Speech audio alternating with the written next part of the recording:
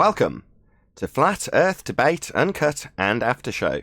I'm your host, Nathan Oakley, and if you are new to this channel, or you've not done so already, then be sure to subscribe, hit the bell notification icon and join button if you'd like to become a Nathan Oakley 1980 channel member and keep up to date with the Flat Earth Debate. If you'd like to support the channel, there is a super chat that runs alongside each of these shows while they premiere. There's also a PayPal, Patreon and crypto link in the info box below the video.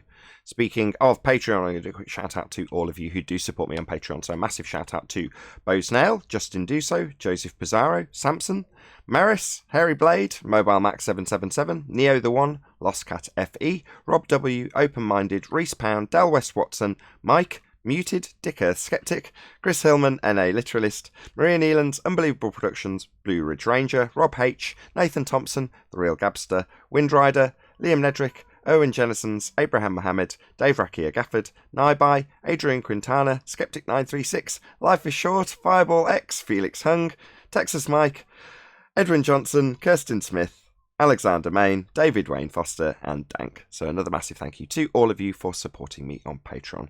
I'll raise the mic on whoever is in Discord so you can enjoy their conversation while I set up for today's live show.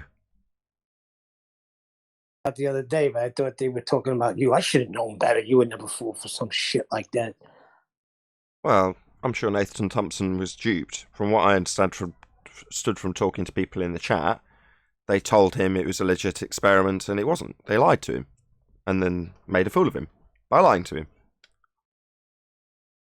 Yeah, I agree, but that antenna's got to go up sometime, you know? Most people are very trusting. I'm sure Nathan Thompson's no different. All I'm saying is we got to go with our terms. We have the proof here. Answer these housekeeping questions. That's all we need. So what was the actual deal? Let it be done on our terms. Our terms. What was the actual deal? Tell me the lowdown. What happened to him? Nathan Thompson, that is. I think he was told that two Harvard students wanted to debunk the globe. They had some sort of an experiment with a magnet. And that's as far as I got. And then I heard yesterday on Globebusters when I popped in there, they were talking about it, how he got pranked. I just shook my head. I'm like, when is everybody going to learn? Globebusters, although it turned out to be good, I understand. And then you got Robbie Davison looking like an idiot with Logan Paul, but I thought that was funny. And now this. They think we're stupid, Nathan. I deal with it with my son. He could talk to so many people. He's spoken to QE. He's spoken to very smart people on 24/7. And he still thinks that we're just dumb. Hey, guys. Hey.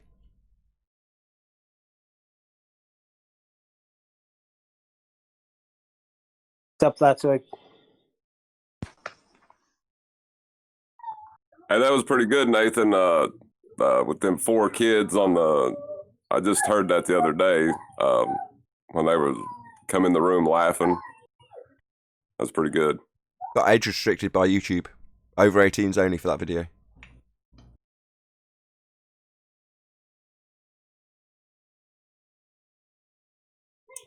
Nathan, that iPhone Mini. I'm sorry, that iPhone Mini that you got. So that's flat around all the edges. It's no longer beveled. I don't know. I haven't. It's not mine. It's my wife's. I don't really know. I've held it. I've been dying for that phone. I think it's got squared edges. I do vaguely remember her mentioning that it was like the iPhone 4 and 5, and both of them had squared off edges, so you could stand it up to take a picture. Yes, I was so upset when they went and they curved it because I stood with it as long as I could, but then it just wouldn't work anymore. So I had to get rid of it and go with the beveled, sort of more like what's the other company? Samsung. The other phone, Samsung. Yeah, they changed it to more like a Samsung. But when I seen you open that up, I was like, yes, I'm getting that again. Oh, it's obvious you like flat surfaces. Or you can just do like me. You want to hear the funny thing? So I mentioned it in the chat. So I said, Nathan, is that flat edges or are they curved around the edges? And some guy starts yelling at me, leave Nathan alone. You baller. I'm like, baller? I'm like, Well, that serves you right for coming in with a phony remark.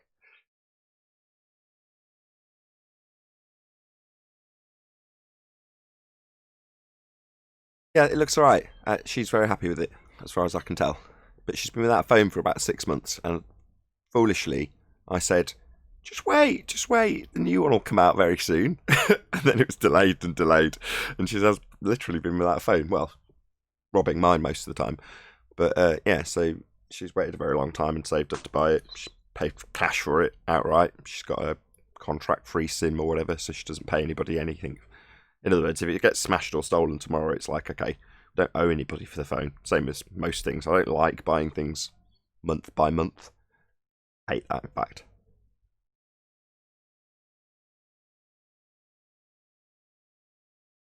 Anybody catch the Formula One race yesterday?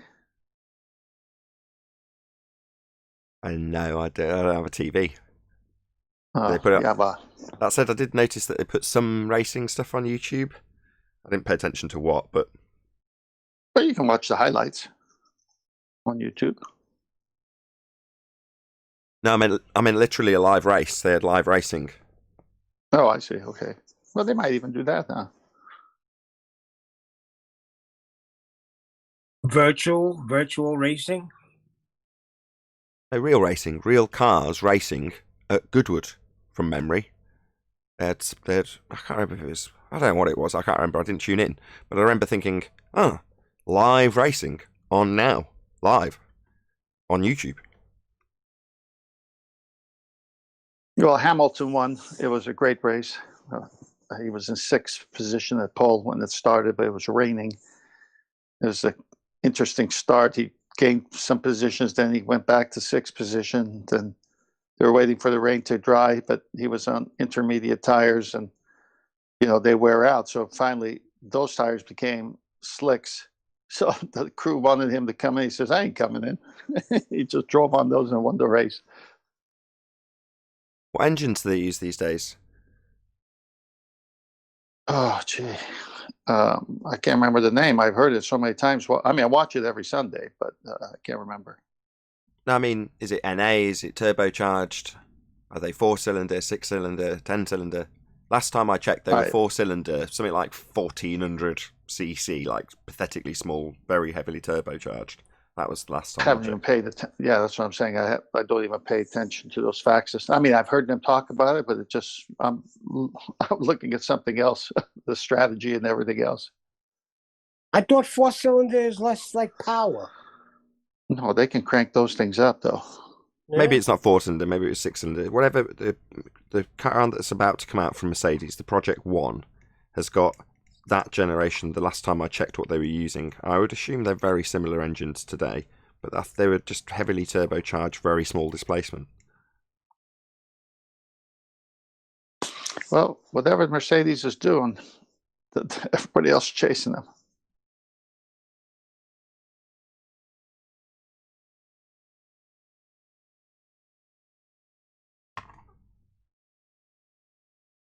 I don't know what's going on with my car. This guy told me in 2 weeks it'll be ready.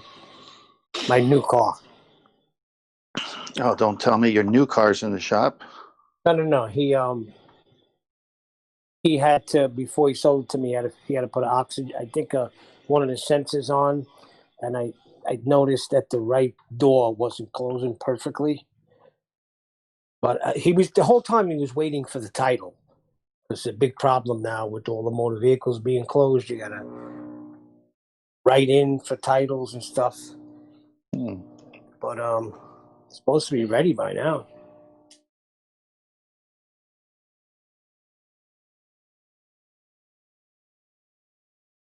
Well, Anybody hear that? Discourse.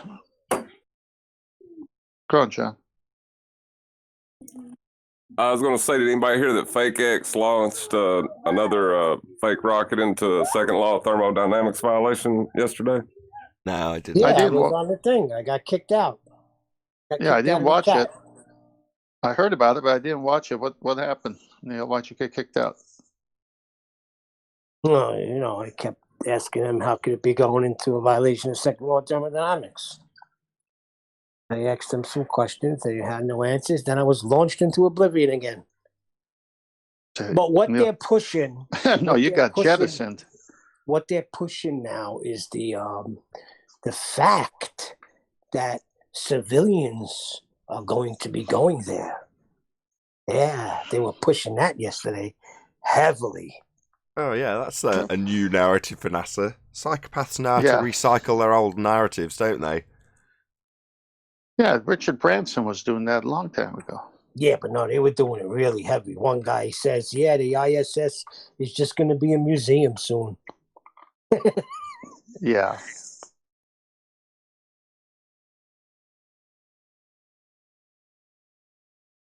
It's a museum now.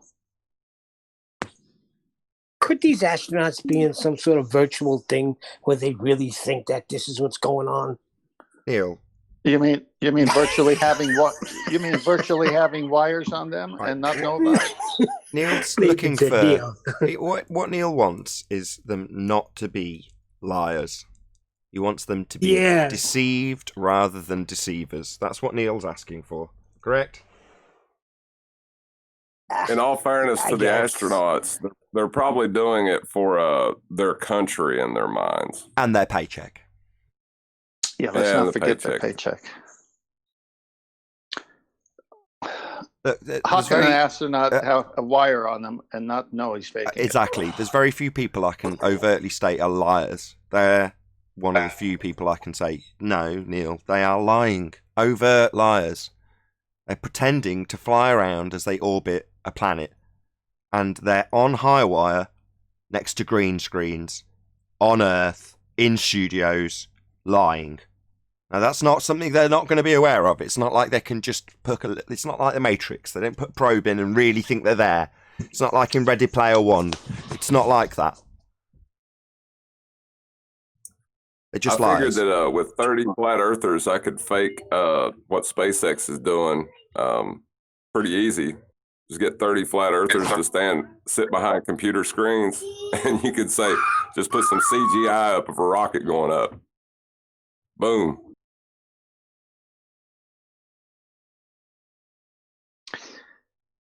Yeah, I've noticed all of these newer videos. I'm not saying like last year, but even older than that, but still newer compared to what I've grown up watching in the past. All these high fives, all this extra fist in the air, and the excitement level. You think you're at a high school football game. Hold on, they might be just stupid. They may not be liars. The people in ground control may not be liars. They might genuinely think that what they're seeing on their screen presented to them is real. They could very easily be deceived. But the astronauts themselves, who are on high wire, they're definitely lying. Yeah, that's the point of that story. Wasn't to say that they're lying. The point is the celebration levels are ramped up to create.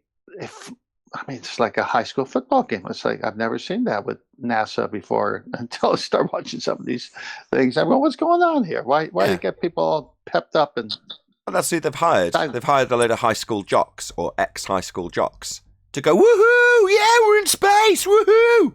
And that's what they want. Well, like I say, those could just be complete dumbos. Yeah, I think it might be the camera crew that does the. Sorry, go ahead, John. I think that's the camera crew, because they get their crew shots. So they get, they just get them to sit behind a computer and act like they're doing something. But that's the cameraman filming. Do you remember that one guy? I can't remember his name now. He's a younger looking guy, and big room, bunch of reporters. They're asking him questions. He's one of many on the stage in the big panel. And he kept saying, yeah, that one, that's Dr. So-and-so. Is he in the room? Okay, well, we'll get back to him later. And then another question comes. And he's just making stuff up, and then he does it again. He says, "Oh yeah, that's Joey. Joey, are you here?" I'm just dying listening to I know exactly who you're talking about. That's when I said jock. That's who I meant. I know exactly the guy you're talking about. That's the guy I meant. He's a jock. He's just some jock. Exactly. Some meathead. He is a jock. Exactly what I thought. I go, what's this ex-football player who can't get a job doing it over here? What's going on here? Didn't have answers to any questions. It's all very complicated. Someone else Yeah. will be able to answer. But woohoo! We're in space. That's a classic one.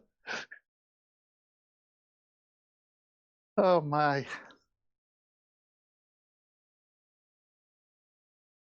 Doesn't take much to fool people. No, I agree. It's funny because I left a comment on your show. I can't remember which one now. And, I don't mind going back and forth with naysayers or even the baller, as long as they keep it short. My gosh, they put out they type out a book. And I'm saying, I don't got time for this. So I don't answer it. And then they type again. And then they type a third time and say, "Oh, you're running, huh? I knew you'd run." I got a weekend. I'm trying to watch a Formula One race and golf, and I ain't got time for your book. Yeah, they want to spend a long period of time trying to stem the flow of pain, cognitive pain, by convincing the comment section that they're right and you're wrong. I almost did that, Nathan. I almost wanted to respond and say, sharing your pain with a long book, because I knew what he was doing. But see, if I don't spend all weekend trying to prove flat Earth to anybody. I don't even try to prove it unless someone's interested. It's like these guys, they need the confirmation of any kind of a win to feel good about their ball.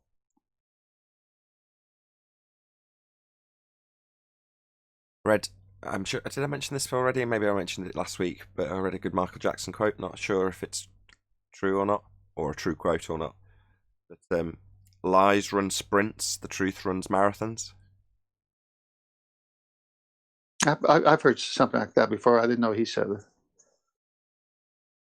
I like it, even if it's not necessarily an actual Michael Jackson quote. But either way, I thought it was a good quote. Yeah, I could relate with that. I mean, you could easily tell the truth in the sprint, but it definitely is established in the marathon. Right.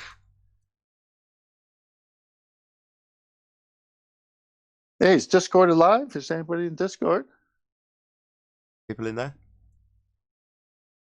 I just got back. I got kids I'm trying to motivate to do stuff. Take their toys away. Trimmed out Wednesday's show, so I get another opportunity to actually watch the Uncut and After shows over the weekend. And the show with Virus in it, where he was talking about the difficult pendulum, and you shared a whole load of GIFs, 10th Man. Do you remember? Yeah, I do. Trim that out. I thought that was really good when I listened to it back. Is it out already, or you're going to put it out? I put it out at about 6 p.m. today, so okay.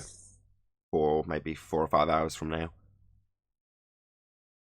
I think the more I listen to these guys, it's clear they don't understand their own argument or what the words they use actually mean. So they're almost caught in the twilight zone of misrepresenting what a word is. And then when you come or someone else comes with the proper definition of the word in context, they say, no, you got it wrong. It's this. But they don't. Then they bring up citations that invalidate their own claim. And they're the ones bringing it up. It's like, what's going on here? Do you not understand what you're doing to yourself? As I say, I don't find this side of the argument cognitively painful. It's just, even this isn't painful anymore, but it's painful to newbies when you get the overdose of ridicule that comes with the subject. Well, at first, that's like, my dad always described things like this as like a bee sting. If you've never been stung by a bee before and you get stung by a bee, it's a real shock how much it hurts, right? But over time, like a beekeeper, they almost become immune to it. It's less of a shock every time it happens, to the point where they just bat it off. And the sting of being attacked as being a flat earther wore off pretty quickly for me. So you think, okay, well, I don't take it to heart when people are like those kids. You know, I quite enjoy ripping them a new one just for fun. Because it's the general attitude that, well, we're stupid, therefore we being flat earthers are stupid in the mind's eye of the guy who's going to come here like those kids did. And say, well, therefore, it's perfectly acceptable for me to ridicule it. I'm already right. They're already stupid. So this is perfectly acceptable behaviour. So to me, I derive quite a lot of pleasure from saying, hang on, you're wrong, we're right, and your attitudes and opinions towards the nature of reality are absurd. I'm going to make damn sure you understand that before you leave here. And I do derive quite a lot of pleasure from that, I'm not going to lie. But it's not like it's thought about afterwards. So I get a recurring theme of, the comment section is a good example of this. People, the show's over, but they want to sit in the comments all day and share their pain. They want to express how they think they're right. And it's like, I don't concern myself with whether or not I'm right anymore. Obviously, there's been stages in the journey, maybe very early on, where I'm like, am I right? Is this correct? Is there something that's going to prove it's a sphere? Now, obviously, that's long dissipated now. But, you know, I can appreciate people who are in that particular state of mind and might second-guess themselves. But after that's faded away, there's no cognitive pain on the flat earth side whatsoever. There's just the stigma. That's it. You're not on the wrong side. You're not ever going to be proven that there's 15 degrees an hour turn of the earth underneath stuff not attached. It's absurd. Sky vacuum, absurd. Earth curve edge being the horizon, physical and capable of blocking boats, absurd. The whole thing's absurd. So do I lose any sleep over it? No. But the other side, when they get their arguments pulled to pieces, are going to lose sleep over it. It is cognitively painful. So, you know, the only way they can get around that is by ridiculing us. It's projection. I know I've done it many, many, many times, but it's true. Well, I remember my, early life when I fought everything because it didn't make any sense. And then, like I said, it got buried somewhere because, wasn't the topic anybody was talking about. So I played football and did sports and all that. And then when flat earth became popular here in the last few years, and I first saw it, I said, man, I got to go into this carefully. I got to go into this, try to disprove it because I've always believed this. So I told that to my wife. And so I went into it, bought the P900. I did all those things. And I said, you know what? Everything I believed as a kid is true. It's not round. It's not this. I can't believe it's a topic nowadays, but I'm going to jump into this. And then I did. I jumped in and started researching and listened to different shows and got on your show. And so when I'm talking to people, it's like I could leave it. It's not anything I worry about. Like you just said, I could just bring it up and then they're like, wait a minute. And I go, hang on, I know it's controversial and you've been told this all your life. But hey, remember when you were a kid, did you actually believe them when they told you? Because I had a problem with that. And then they can't go back that far to remember, most of them. So you're right. It's like, if no one talked about it again, my life would still move on. I mean, it's not a big deal because. Because. Oh, is he dropped? I'm sorry. What'd you say? Because I just said because, and then there was a long pause. Oh, me? I dropped off? Yeah, only the last word after because. Well, how far did you get in the context? I was talking for a while. We were talking about whether or not you want to actually convert people or not. My next comment was going to be about, I met somebody new, yesterday I was at a friend's house and somebody popped by that I'd never met before. Now, typically at that particular person's house, I know everyone who's coming and going. And in that instance, I didn't. There's a new person there. They're like, oh, hello. I'm like, hello. Introductions, all the normal stuff. And then he's like, well, what do you do? I'm like, I'm a YouTuber. And he's like, oh, gamer. No, I run a debate show. But I didn't say I debate the nature of Earth. I didn't say I'm a flat earther. In fact, I didn't want the conversation to go there because I don't want to spoil the guy's day. It's just like, yeah, he's just chit-chatting about what I do for a living. He's not asking me about the nature of reality. And understanding that when he's just opening with a bit of chit-chat, oh, what do you do? Oh, what do you do? Etc., etc. You have to spoil their day and say, well, actually, I debate fundamentalist religious zealots that think they live on a sphere. Because you know what the answer's going to be, right? Oh, what a shock. I think we live on a sphere is going to be the answer he's going to give me. And where do you think that's going to go? So he didn't ask you what type of debate show? I didn't give him a chance. Nathan wanted a good day. I've got my answer lined up. I say cosmology. Well, it happened to me on the weekend, actually Friday. I was talking to a friend of mine from Washington State, and he was talking about other things, and it just was there for the opportunity for me to bring it in, because I hadn't talked to him about flat Earth. And, since he lives so far, I don't see him anymore on a daily basis. And so I said, yeah, just like, and then boom, I just went into it. And I didn't want to overwhelm him, so I just threw a couple of things out, waited for a pause, and he didn't bite. He didn't take it. And then he then answered, he says, well, I just don't get involved in those things. And then I said, okay, well, when you're interested, let me know. Spoiled your day. No, I just say, see, again, you can't push a rope. So when you're interested, let me know. Real simple.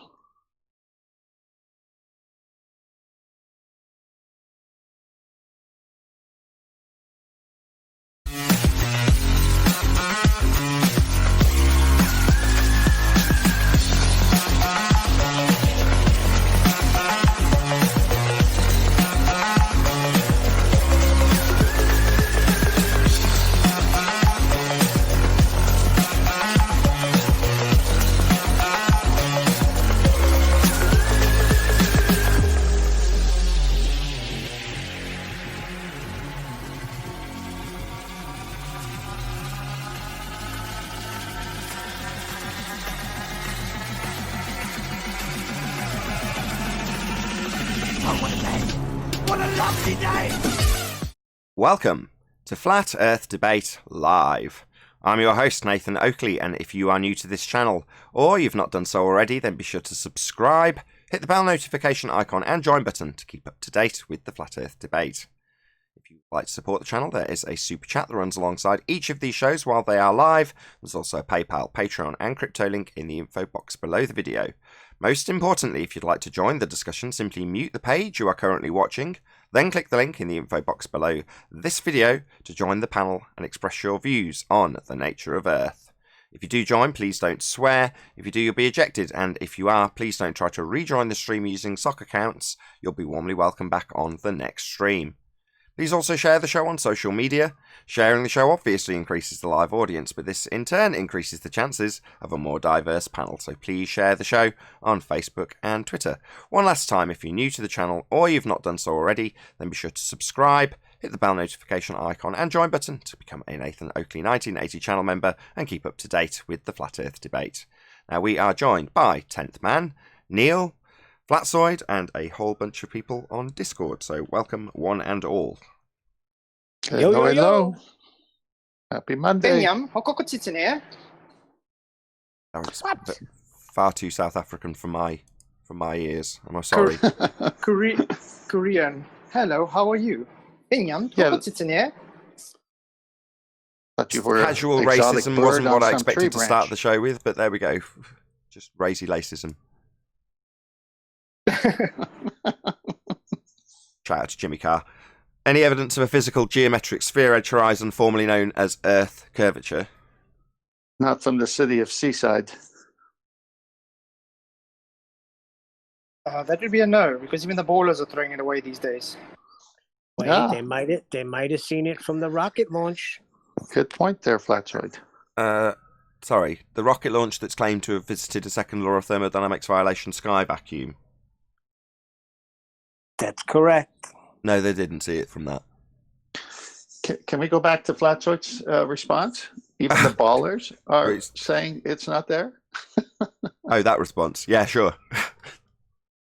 Yeah. Yeah. Oh, I thought you meant. Okay, I get it. Yeah, Flatzoid, you're right. Even the ballers say it's not there. So if they've never seen it, how do they have this viewpoint? It's all just Well, fake they're not- based. Roll on a few quotes. But they claim it's in the maths, right? They say it only Mathematically, exists in yeah. the maths. ? Quote, Rumpus, it only exists in the maths. Quote, AB science, we wouldn't expect to see the geometric horizon. Quote, planar walk, we wouldn't expect to see Earth geometry. And so it goes on. So when someone says it only exists in the math or maths, it's a calculation, then they're really just admitting it's not reality-based. Yeah, it's Well, only it's a model. reality to their model. Yeah, it's just a model. What, the same model that violates nature? Yeah, but I thought every time you ask them to show a model, they don't have a model to show. Models don't violate You nature. can't show Models aren't part of concepts. nature. We're not living on a model. So your model just can't conform with nature or be compared to nature because it isn't nature. So models are pseudoscience. Hello, Brian. Hello, Arwin. Good afternoon. Hi, guys. Good to have Hey, you. everybody. Hey there. So when they can't produce a model, what are they defending? A philosophy. Concepts. That's how it was explained to me when I asked the guy to produce the model on 24/7 Discord. Shout out to them. The guy told me, how am I going to produce a bunch of concepts? So he's saying, how would you expect me to reify these models and conceptual ideas and maths into reality? Obviously they're not. I just think we're standing on them and part of them. Hold on. So he's in the same breath saying it's reality, but it's concept. So how do you not demonstrate reality? These people are lost. They've lost all hope, a lot of them, these idiots that we deal with, where they'll literally tell us, no, it's just conceptual. All right, so not real. Okay, so welcome to Flat Earth. So you realise it's a model then, it's just a philosophy, it's just a worldview, as opposed to the nature of reality. Oh no, I actually do think the model represents reality, but that's reification, my friend. Well, how am I supposed to show you a concept? Well, he did go on to say that these concepts all... These What concepts to do all with what? that? We missed you, you broke up. These concepts all what? He said all the concepts work. Work, there's that word again. Implying Yeah. actuality, physicality, doing things. No, models don't do work.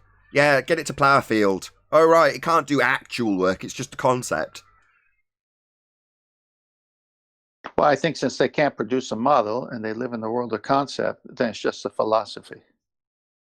Shout out to Good Servant for the goofy smiley. Thank you very much indeed.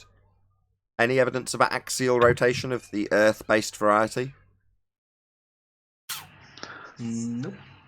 Any evidence of 15-degree turn of the Earth-based variety? Any evidence of globers that understand reference frames? I've got a video coming out about that this evening, so if you're watching this live in about 3 hours or 4 hours time, sorry, there'll be because we've just started. 6 p.m. UK time, I'm going to release a video that I've trimmed down. There was a discussion about coriolis effect with virus, but preceding that was us pointing out all the people that have got the current contradiction of a single reference frame when they need Earth turning underneath. So Craig, Fight the Flat Earth, Simon, Dan, Rumpus, and Virus, he was just unfortunate enough to be in a position where we're asking him to justify the contradiction. So Earth turns underneath the cult pendulum, but doesn't turn underneath the blimp.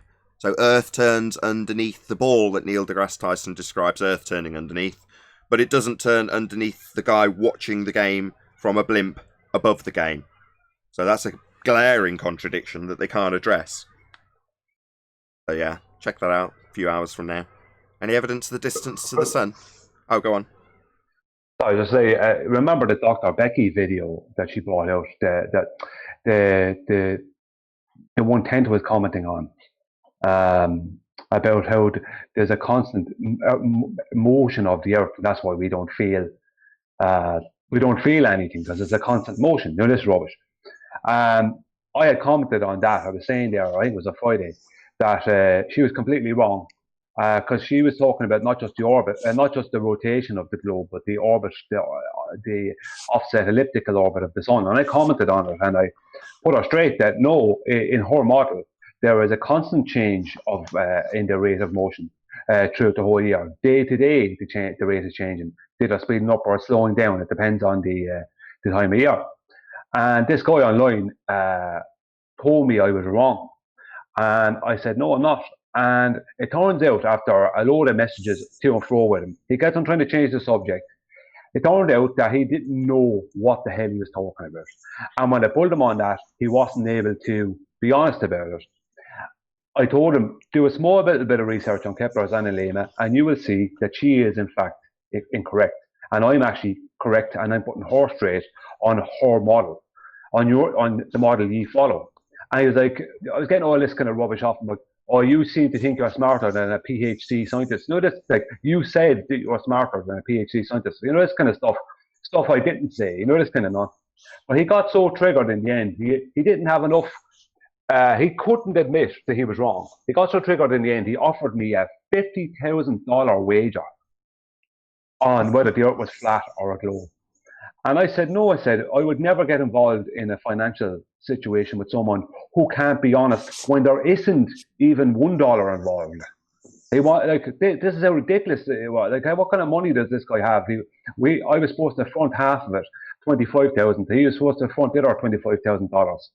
I mean, what kind of money do these people have if they're willing to throw that kind of money, these kind of crazy things? And it was all because the reason, and I said to him, the only reason you're looking for a wager is because you are trying to avoid, you're giving me this big wager to deal with because you're trying to avoid admitting you're wrong.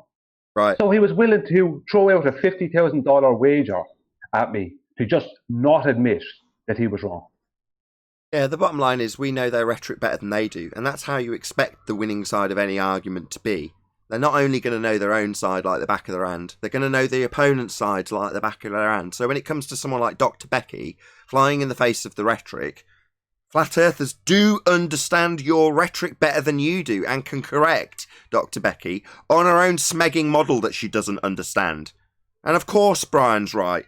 Of course he's looked into it more than Becky used in a cursory Google search and then made a video that's got a bazillion views, giving the wrong rhetoric. Yeah. That requires a $50,000 wager about a completely separate subject. When you're talking about the analemma, well, let's challenge you with a 50,000 bet about whether it's flat. Hang on. Your claim on your model, nothing to do with flat versus round, is being incorrectly put across to thousands, if not tens of thousands, if not hundreds of thousands of people by this clown Becky who doesn't even understand her own model. Now, we're more than content. We're more than content as flat earthers to correct you fundies about your model so that we can pummel it. That's all we're asking. Quote your own nonsense correctly so we can beat it into oblivion. We don't want to have to mess around correcting you about your own nonsense being wrong in the first instance to then have to pummel it. We need you to understand that you're supposed to have elliptical motion with speed changes. Not you wouldn't see anything, there's nothing to see here, as Becky's claiming. Wrong. Now, you've got to man up, Becky, excuse the pun, and accept when you're wrong, which you are. Brian, set you straight. We're having to deal this over and over again, and we've already made a video about it. What will it be? 15 times of us pointing out how wrong Becky is about her own bloody model, and then she'll make a response going, oh, they've made 15 videos about me, like Simon Dan did, when he cocked up and messed up reference frames, you guys claim. Well, what's interesting is that... Okay, go on, Flat, sorry. See, this is the sad thing. I mean, even with me, I'll have the same with the. She's got all the trolls trying to do her battles for her. I mean, if she's so clever with a PhD, why can't she just answer one simple question? I mean, it's. Well, she hasn't answered a simple question from a year ago that I posted, but it's interesting to me that in the video, trains, cars, and planes, can't sense anything, can't feel anything. You move as one? Are you kidding me? And even the baller's been on the train and felt it.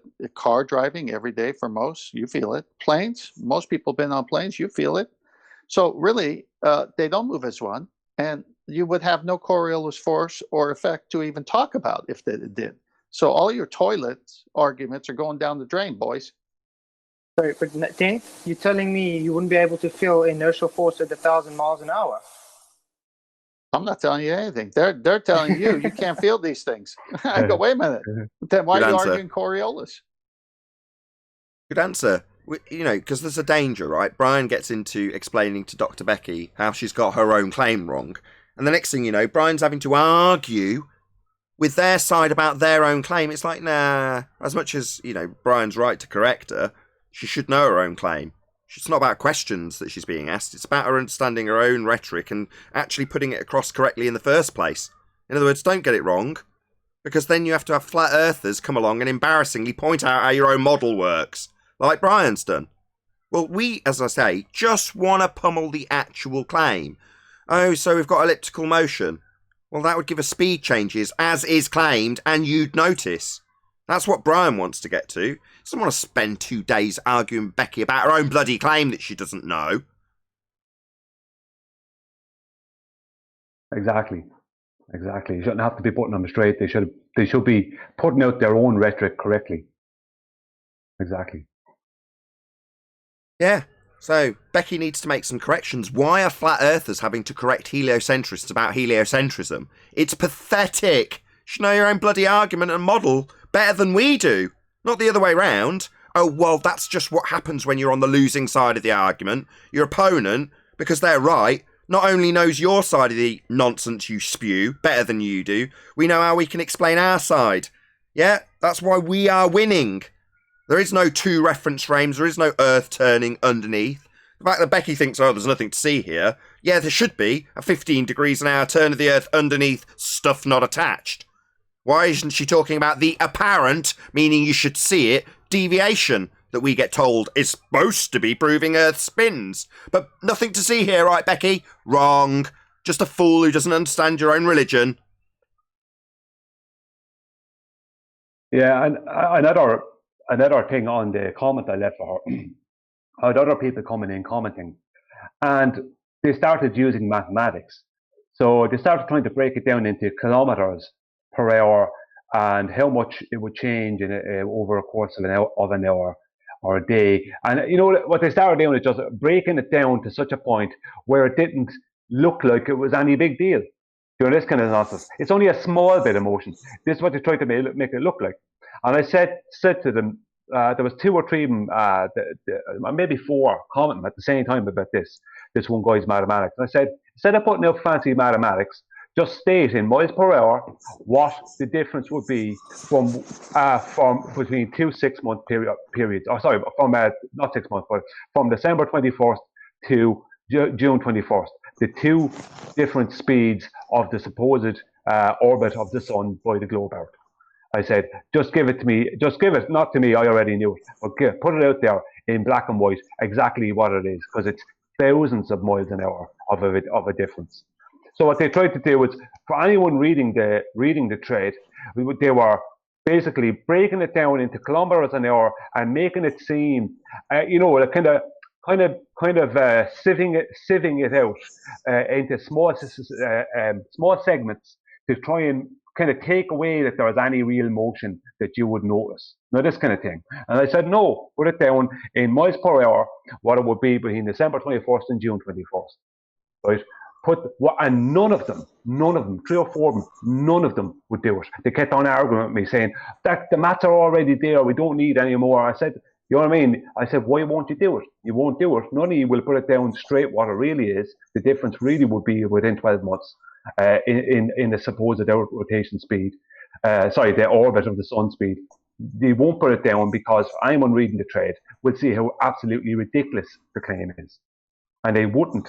No one, and I'm still getting comments on it. They won't change. They won't just be honest and put it down what it would be, the total difference in the rate of the motion of the orbit. Right, because when you've got, whatever it is, 66,000 miles an hour or whatever ludicrous speed they've got going on, if you've got a change, you're going to have, 1,000 miles an hour either way? Well, you're going to notice, right?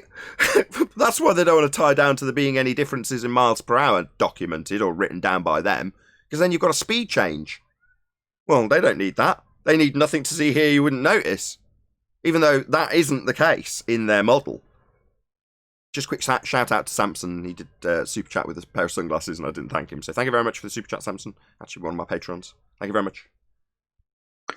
It's interesting when you watch that video right from the beginning, just like many other ballers, PhDs and so on, the baller PhDs, that is, they start off with a flat, non-noticeable curving Earth.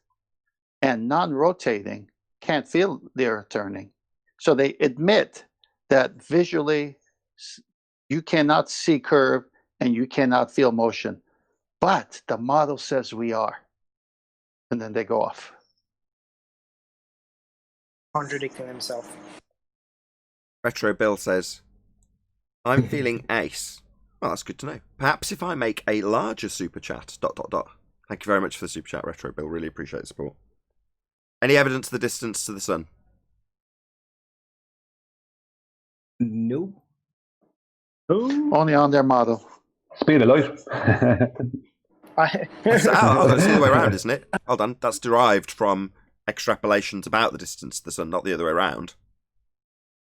Oh, yeah. Oh, well, then. I don't have any. Bummer. Any scientific evidence for gravity? No. Nope. Reification No. penalty. No, gravity What doesn't gravity? work. Which gravity? What's gravity But again? people endlessly debate for decades and decades and century about what it should be. You know? When I was growing up, they said it was a force pulling you towards the center of the Earth. Now, it's a number of things.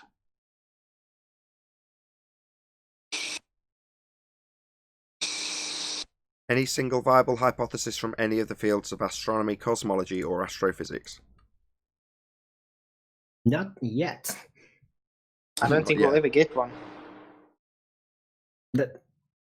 The only way for them to actually get to such things, if they ever even had the ambition to, is to first basically break with what they're part of, and then it get ejected, and then maybe at some point they'll decide, let's actually do some science. But Retro Bill right says, now that's sorry, go not on. part of their program. Retro Bill says, the bigger the super chat, the better I feel. Smash the super chat, and you can feel ace like me. Thank you very much for the super chat. It's only $20. Thank you, Retro Bill. I really do appreciate the support. So, Arwen, are you saying that the science they do is with math and math only? Well, they don't do science, but they certainly call it science. Pseudoscience. Indeed. Yeah, but they think that a formula or a calculation proves reality. Well, they're wrong. Well, Hey, Tim, Chocolate. if I give you a formula for invisible unicorns, does that prove invisible unicorns? Have you got unicorns that are invisible? Tell me more. How much Yeah. do they weigh? That's brilliant. That's brilliant. I think- Flatsoid, you literally just created a normalization of the conception of unicorn and cut us on whether it's invisible or not. Brilliant. Exactly. I thought that was brilliant because I can't disprove them because they're invisible. Because my equation works out, so it has to be reality.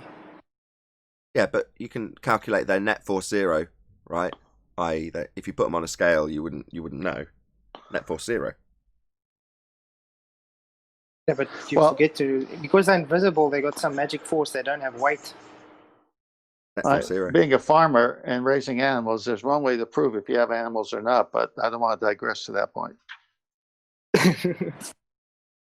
Any evidence the R value, Earth, You know radius? that unicorns in the D&D monster manual actually have the invisibility spell? That's absolutely fascinating. Any evidence the R value? There are none here.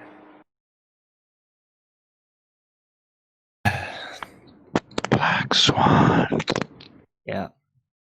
Yeah, my name is very deceptive when it comes to that. Chocolate. No, there's no evidence of our value. Yes. Good morning, guys. Hello. And Chocolate. Brian Cox can't rap either. You have to say there are no wins. There are loads of winds.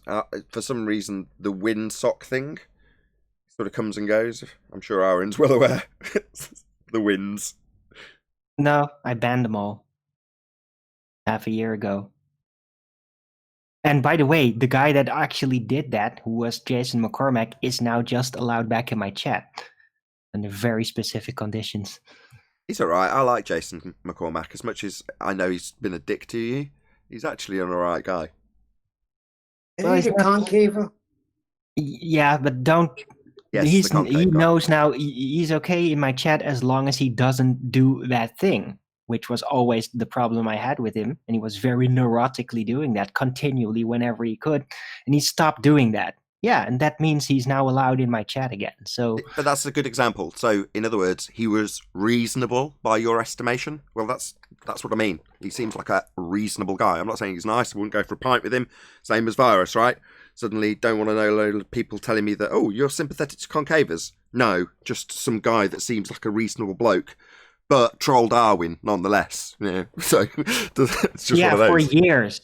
Yes, For he did. years. So he's only recently changed that. I'd never expected it, though. Any evidence yeah, you can he did. have gas pressure without the necessary antecedent of a container to press upon.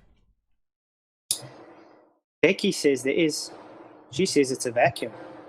Oh, she does. Well, You if mean- there is a gradient within the container, then that of course means that the container is infinite sized with infinite void. That makes so much sense. No sense whatsoever. Doesn't make any sense. It doesn't? No. Then why do they keep asserting that? Just a red herring. That concludes housekeeping. If you see, we all know how fast a balloon will equalize to the lower pressure around it once it's blown up and popped with a pin, and that's only a few psi more, like 14.7. That'd be like 17 psi, that kind of thing, 16, 17 psi, and it violently blows the balloon apart. So I just cannot see how I just cannot see how ballers can't understand it. There's no way we could have a vacuum above us. You know, Okay. it just wouldn't be possible. It's an Some of them have impossibility. tried. I'll try my best as a flat earther to not give a sloppy rendition of this. So, don't hold it against me if I don't do a very good job of this, okay? Basically, gas behaves like solid bonded bouncy balls. And if you pour bonded solid bouncy balls into a fish tank, they go down, go boom boom. Courtesy of Thunderfoot Clown. There you go. Gas is not unbonded and doesn't expand in all directions at high speeds to fill the availability of volume. It in fact behaves like solid bonded bouncy balls. Dun dun dun dun dun dun dun. Thanks very much, Thunderfoot Clown. Imagine you had to go and keep with their rhetoric and you have to go down to the ground to try and breathe because it goes down with one vector. So you have to try and catch your air every time you walk somewhere. Yeah, next fire safety video you watch, they'll say, yeah, the smoke, that's going to go down, go boom boom. So you get your ass on the ceiling to get away from all the smoke on the ground. Do your Spider-Man impression because that's going to save your life. You're missing a key word in a bouncy ball. He says imagine. Oh, imagine. Yeah. Imagine that unbonded gas is like solid bonded bouncy balls, and then it'll go down, go boom, boom. Only in your imagination, clowns. Thank Did Thunderfoot. I somehow do a magic trick then with my demonstration with opening a closed container and the smoke went up? Wrong. It went down, go boom, boom. Just use your imagination. That's Yeah, a little the weird. CGI. When I was a kid, they taught me, if you're in a fire, stop, drop, and roll, because the Stop, smoke's drop, gonna and roll. the smoke's gonna go up. Where's the gravity keeping the smoke down? You're just I don't wrong. understand. You're just wrong. It goes down, go boom, boom. Imagine solid bonded bouncy balls are like unbonded gas. Have you not got an imagination, Chocolate? Nah, I like the really is level. I keep But you the missed- imagination for like the Dragon Ball. That's totally unreasonable. But- it's not fair to but ask you me missed to them- describe the globe rhetoric about anything on the really is level. That's totally unreasonable. Sloppy. But Nate- That's the new term for it. Yes, No, very but we're sloppy to catching their describe magic these tricks. things, But you missed contextualizing it. the real. It's done in a fish tank. Yeah. Yeah, you've got to pour it into the fish tank. That's how you show gas pressure without a container. Well, they use that sulfur hexafluoride to demonstrate that too. It's a good thing fish tanks don't contain anything. Look, just accept it. Gas behaves like bonded solids. That's just how it is. Thunderfoot said so. He's a PhD. Who are you to argue with a clown? I mean, a PhD. Well, I had a PhD telling me submarines don't use echolocation. Yeah, they don't find a way around using echolocation. That's what they don't do. Submarines. Crazy. They use some form of gravity. Isn't it? That's what he was trying to say. I can't remember. Something gravitational something. Yeah, but gravity. Gravitational Gravity is a secretion? concept. Was that it? No, just sneak it him in, wasn't. Alwyn. Just sneak him in. Secretion.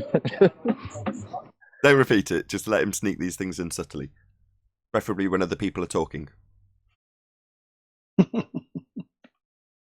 You gotta let them know that somebody heard it, though. Otherwise, 10 minutes later, you'll be like, nobody got my joke. But isn't gravity the bending of space-time? Isn't that a concept? Yeah. Imagine time as a medium. Now imagine it bending. There you go. Done. But Okay, so how does that keep gas pressure? Hold on. Go ahead, Neil. How does that keep gas pressure then? Imagine. No, I covered this. Imagine gas go down, go boom, boom like solid bonded bouncy balls. And you don't need a container. You don't need a lid because gas isn't expanding in all directions when I describe it as solid bonded bouncy balls. Courtesy of PhD Thunderfoot Clown. No, Nathan, you're wrong. Because energy and matter are interchangeable. So actually the same thing. So it will go down. Look, the bottom line here is, joking aside, entropy will take hold. Gas will fill the space. Even if it's super dense man-made sulfur hexafluoride poured into a fish tank, it still has to be contained in the cylinder they roll it in. And they have to put a lid over it when they pump it in because the turbulence of the air, based on the fact the gas is unbonded, means that it has gaps for other gases to get between. Now, because it's very inert, it means that the entropy increase will be slower, but it's still going to suffer an entropy increase. Given enough time, the sulfur hexafluoride will dissipate and fill the availability of volume it has to fill. It's natural law. It's called entropy. It's not like you can pump sulfur hexafluoride from a sealed canister into a fish tank with cardboard over the top and then walk away and come back a week later and it still be there. That's never going to happen. It will fill the availability of volume. Entropy increase. It's proportional to time. Well, isn't this the example of the dry ice as well? Same principle. It's all going to be subject to entropy increase. Doesn't matter which example you throw at me. Well, I was in nightclubs years ago, raves and all that, and they pumped out loads of dry ice. And I guarantee if you went back to them places now, that dry ice is gone. No, wrong. No, it'll have just rolled away like solid bonded bouncy balls. To contain a gas, you need a solid container to contain it, whether it be plastic, metal, glass, something. You need something that's solid to contain it. So what is the density of gravity? Because they claim gravity is creating a density gradient, a pressure gradient. But that's a concept. Gradient. No. It's the density that creates the gravity. And the gravity creates the density. It's concepts can't create anything. They can conceptually. Just think about it, Neil. I'm thinking about it. My brain's frying. Well, then it did its job. That's exactly what it's supposed to do. Yeah, sounds like it's working. Force sounds like it's being applied. Well, gravity would have to have at least the density of plastic to hold gas. They would have to. There's no way around it. Or at least the density of water, something, just to slow the gas down from leaving, because a little bit of matter leaves their closed system, it is allowed for a little bit of matter to leave the closed system. Only a little bit. There's other ways, but yeah, it's gonna cost. So you're gonna have to figure it Does out. anyone remember No one's taking you up on your The, offer. Go ahead, Dave. Is it Dave? John. Yeah, the ballers used to come in and say that where's the container between the density gradients or the pressure gradients? I'm sorry. Well, the reason they would say that is because within their atmospheric law, they have imaginary containers between each layer that's pressing down on the layer No way. below it. So that was oh my god, it's like the Edge from the Flat Earth Society and the bloody dome. Yes. It's that, so they're projecting. Essentially, they've got imaginary. Of course they have. They've got the Kármán line. Why didn't I realise this? I could kiss you. Well, yeah, that's I started looking into it when Ed brought it up, and that's the first thing I seen when I Googled it, was that there's imaginary volumes pressing down on the volumes below it. Ah, see, we can explain it just with a kettle. All right. So you boil a kettle, and you get a higher pressure right next to the spout, a higher concentration of gas coming out of the narrow opening. But as you go higher up, it gets less. Kind of like a gradiated pressure of the gas that's been produced in the kettle. Now, if you went a mile above the kettle, you wouldn't even know the gas would have spread out so much. Now, did that require individual layers of containment? Or did it just spread out and there was more being created at the ground in the kettle than there was higher up? I think you'll find containment for the gradiated pressure that can be produced inside the antecedent required to have any pressure at all. To give my kettle example, obviously if there was no containment and the sky was a vacuum, I wouldn't be boiling any kettles, I'd be dead. Ditto. If you we notice had in the this comments, discussion before, they'll remember? say, Sorry. Go on, John. if you look in the comments, they'll bring up that imaginary containers can contain gas, and that's what they're talking about, is within their sphere law for gas, that they have imaginary containers holding gas. Yeah, I gleaned that from what you said, and it's suddenly a penny drop moment for me, because you're like, yeah, I've argued with people about their imaginary containers. So, yeah, but why would they be asking us about why you'd need separate individual containment? Well, it's a projection to not highlight the fact that they can't have gas dissipating into lower pressure zones, i.e. a gradient, because they haven't got any containment at all. So you can't just explain the gas dissipating through another gas because it's all at pressure and requires containment. So just have a whole bunch of imaginary lines with pressure gradients in between them, right? Well, where are any of them? Well, they're only conceptual, like our model, like the vacuum, like the Earth curve, like the Coriolis effect. Right. They have a virtual lid of gradiated layers of weight. Yep. Exactly. That's a very... And the weight is the lid. Remember that? When you kept asking that baller, like, so what is on top of that layer? Well, What what's is it less pressing on at air the is top? Pressing on it, and then what on top of that layer? Yeah, that's how it works. Yep.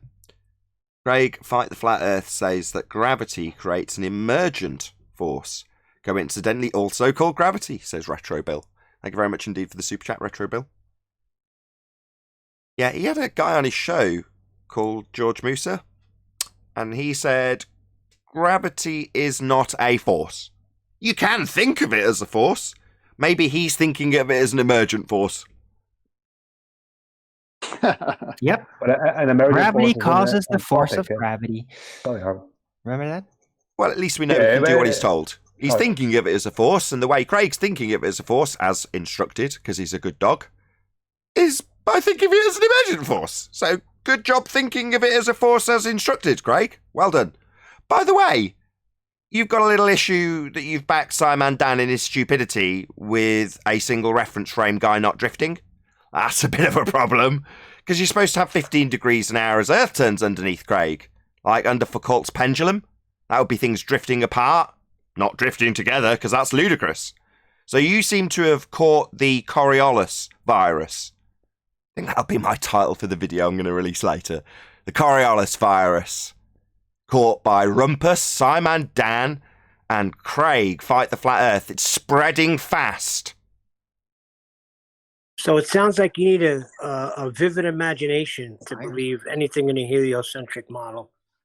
It's a disease that stops them from actually confirming that they're supposed to have separate reference frames with 15 degrees an hour drift. This virus makes them completely obliterate their own claim that they have two of them and drift by saying, look, here, no drift, single reference frames. In fact, I'm going to declare that the reference frames we use to claim there's drift are ruined. So this is a disease. It started with Dan maybe ate a bat in China. No, it's a psychological disease. It's a syndrome. So I would call it coriolis syndrome. I'm going to call it coriolis virus. That's what I'm going to call it. Okay, fine. Wait, isn't Dr. Becky involved in that? Oh, she's been affected too. That's 4. Yep. I mean, this is turning into a pandemic. We've got Dr. Becky falling victim to the coriolis virus. We've got Virus falling victim to the coriolis virus. We've got Rumpus falling victim to the coriolis virus. Simon Dan, probably the originator. Bit dirty, let's be honest. Or maybe Craig, but he seems to have caught it after the fact. We've got 5 confirmed cases of the coriolis virus. I think Better lock down the country. sworn to lockdown. Yep. I wonder if they're wearing their masks. I don't know, man, but they're all worrying around debunking the claim that we've got drift and telling us that the reference frames used to claim it are ruined. It's a disease. I don't care. Lockdown. I think John brought up a good point. It's not that they argue containers. They just want imaginary containers. That's a different disease. Side effect. And this emergent force they're claiming is a secondary entropic force. That's what an emergent force is, isn't it? An entropic force. So they're claiming entropy, basically, or part of. Can they make a parody about that? Like entropic thunder? Yeah. I think I got a better one. Reference frame dislocation syndrome. You can name your video whatever you like, Arwin. Mine's being called the coriolis virus. I know. That's fine. Why did the ballers insist on having many different definitions of entropy? I don't know. Maybe because their model doesn't comport with it. Oh yeah, of all the things that we know of in the world, the one thing that actually lies in the face more than anything else of the second law of thermodynamics is the globe model. There's nothing that is anti the second law of thermodynamics more than that. And what's that quote that you posted the other day from that scientist from years back? Like if no, that was the quotation. I think Chocolate's got it handy. If you're going to fight the second law of thermodynamics, something I have to go. Yeah, I hold no hope for your. That's right. For your hypothesis or something. Yeah. Something like if your theory doesn't fit with the second law of thermodynamics, then I give you no hope. I think is something like the quote. Paraphrasing again, but that's probably closer than we've had so far. See if someone digs it out. But yeah, basically, if you can't sit in line with the second law of thermodynamics, that's entropy, then what you're describing is nonsense. And what is the heliocentric model? Well, it's a second law of thermodynamics violation. It's Earth as a sphere with gas pressure in a vacuum. Ludicrous and in direct violation of the second law of thermodynamics. I give you no hope.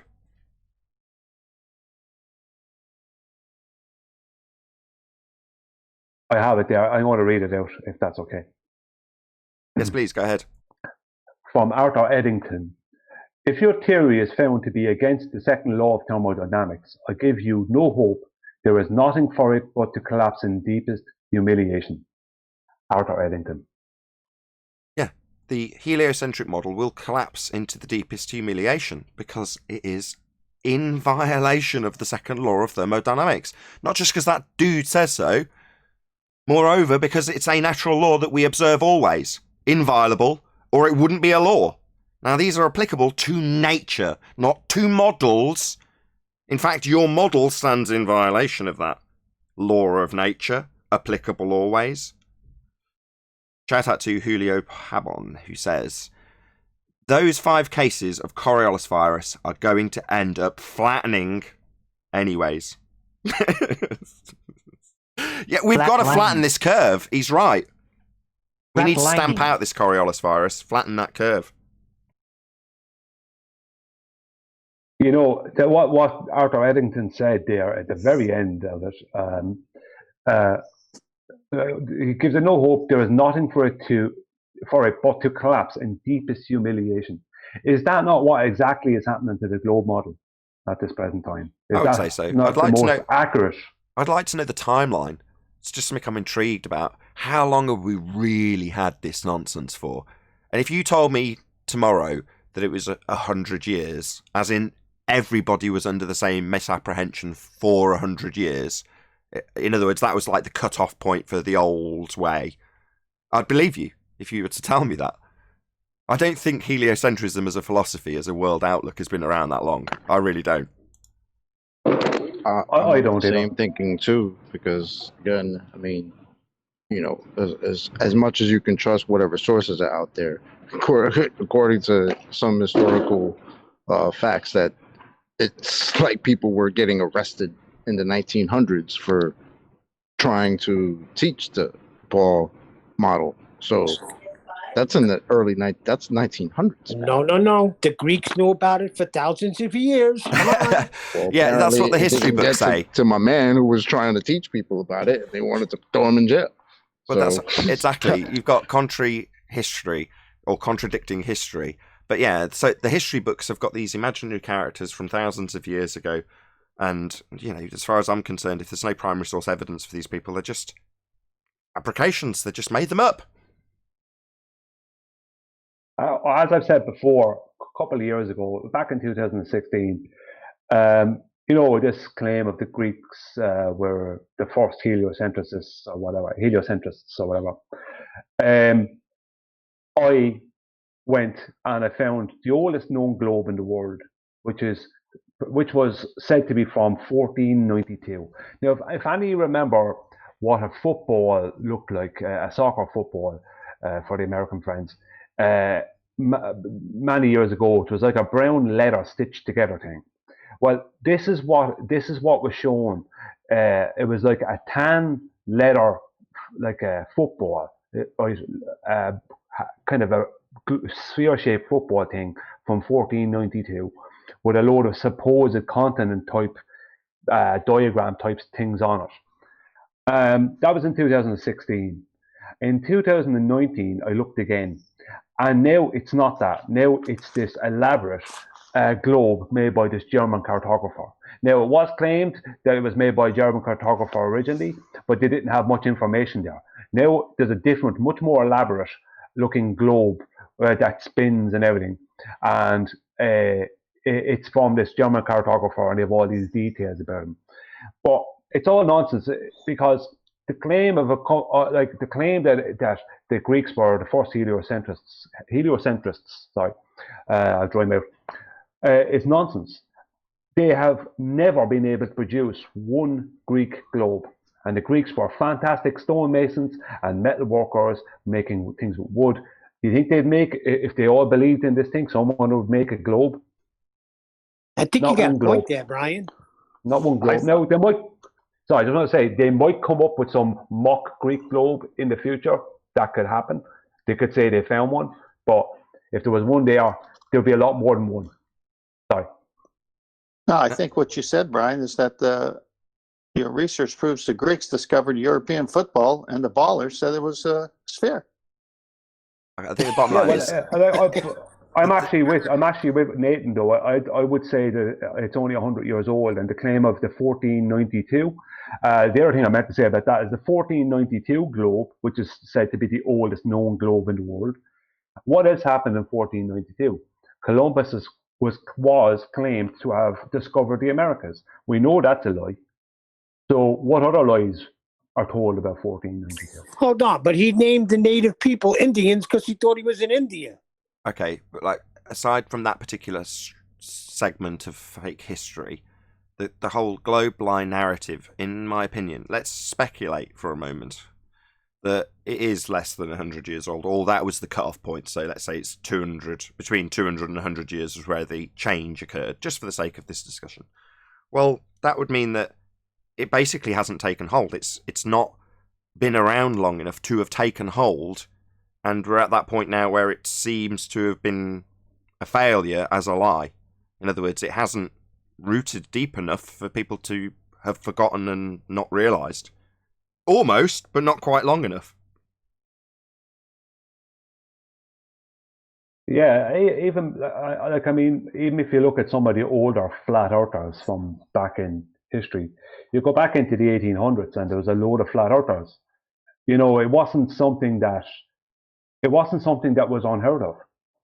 You know, so you know, and they were all believers in the Genesis model, not the flat Earth Society model. They're all Genesis models, where believers where there was an enclosed dome structure, like they say in Genesis. But there's been flat earthers around all the time, up into the early 2000s, even.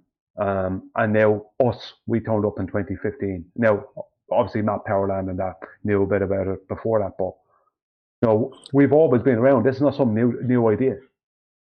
Yeah, but the shift came with NASA. That's when the big shift happened. I agree. That's where they dropped the ball. Boom! Yeah, I agree.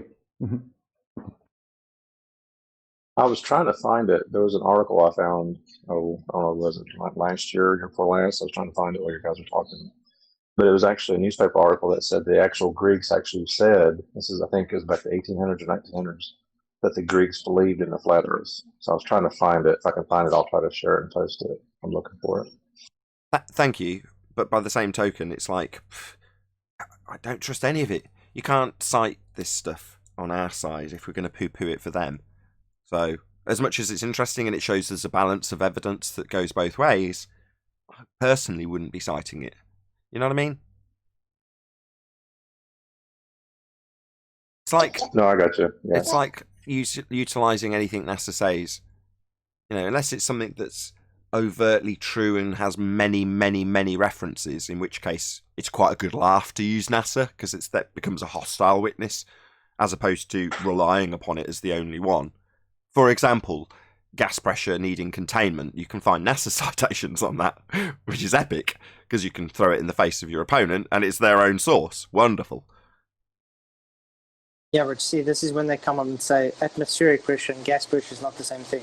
And when you ask them what is atmosphere comprised of, they have to answer gas. Yeah, atmo means air. Yeah, but then you break down what atmosphere means. You break that down and you knock them out. Yeah, it's begging the question. It's just saying, I believe the air is sphere-shaped. Atmo, air, sphere. So the air is in a sphere shape. Well, no, it's a contradiction in terms, because air takes the shape of its container. It's not sphere-shaped. But they assume it's sphere-shaped as a proof it's sphere-shaped and doesn't need containment. Like, well, I can prove it by begging the question that air's in a sphere shape. I've got this word atmosphere, which is part of everyone's vocabulary. We all use it all the time. Therefore, the definition means it's in a sphere and doesn't need a container. There you go. That's just as bad as pointing at the sky and going, there you go, that's gas pressure without a container. It's like, no, we're asking how that could be gas pressure without a container, because we'd have no gas. Don't just point at it and say, well, because it's a containerless vacuum. That's not going to somehow get around the second law of thermodynamics violation.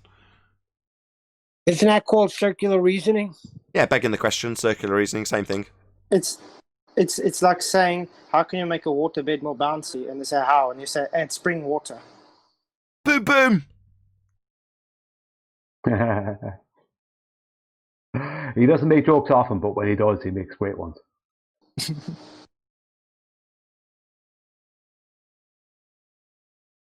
In the pre-show, we were They talking have... about...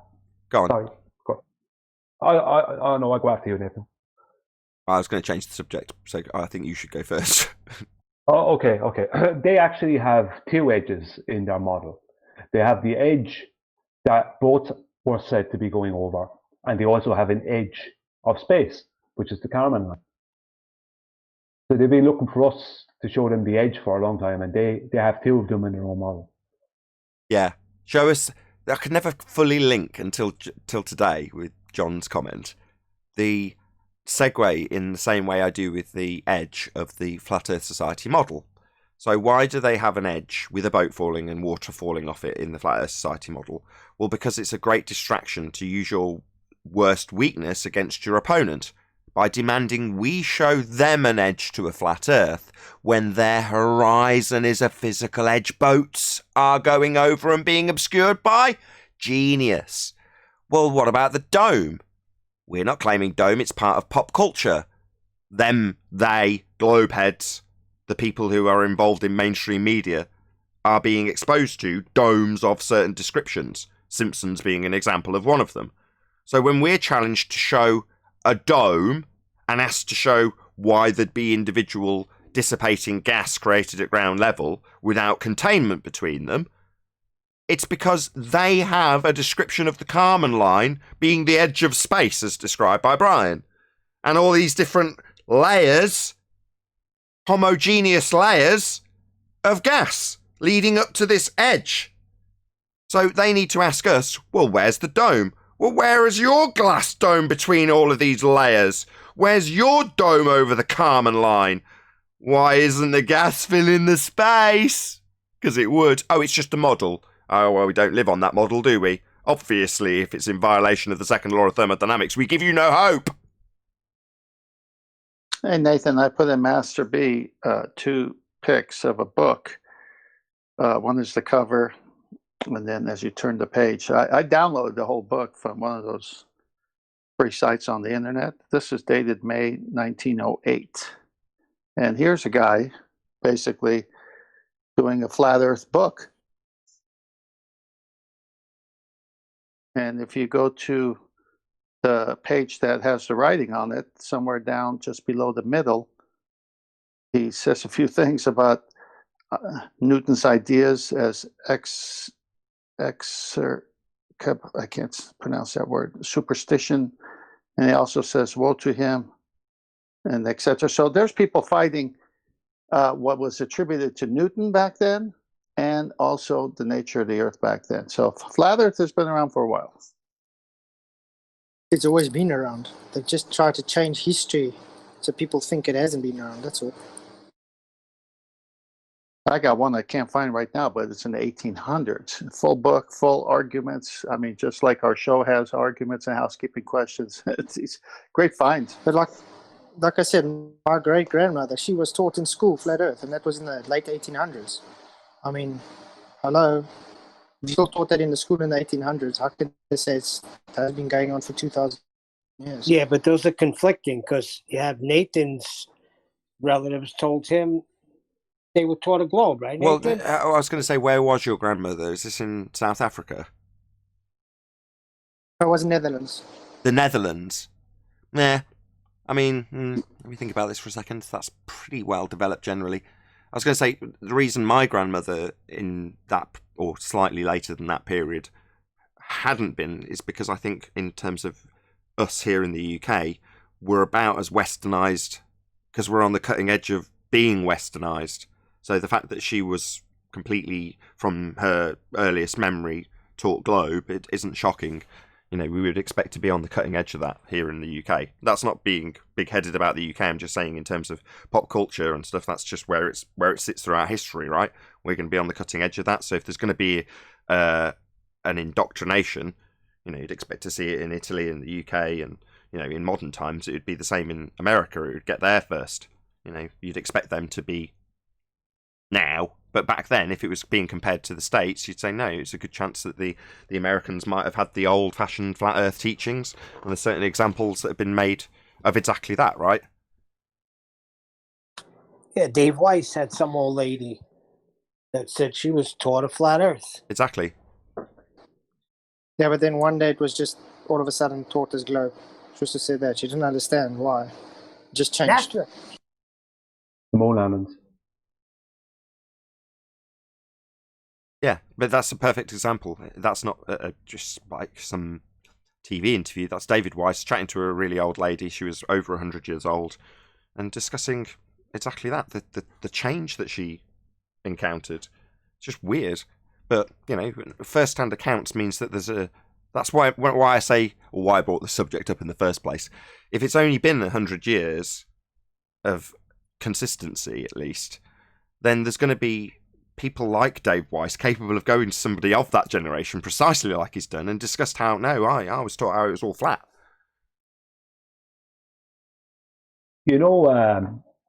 Mr. Sensible, he has a second video out. I haven't watched it. But I seen him arguing with a tent. A tent put up a thing where he was having some to and fro with him.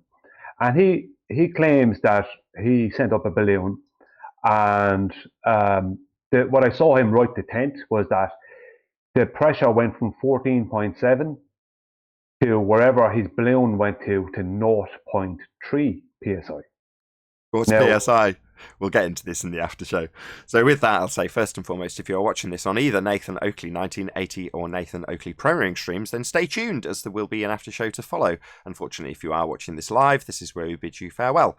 A huge, massive, enormous thank you to all of you who smashed the super chat, liked, commented, shared, subscribed, and all that good stuff. Once again, stay tuned if you're watching on either Premiering stream. I've been Nathan Oakley, and I'll see you all in the next video.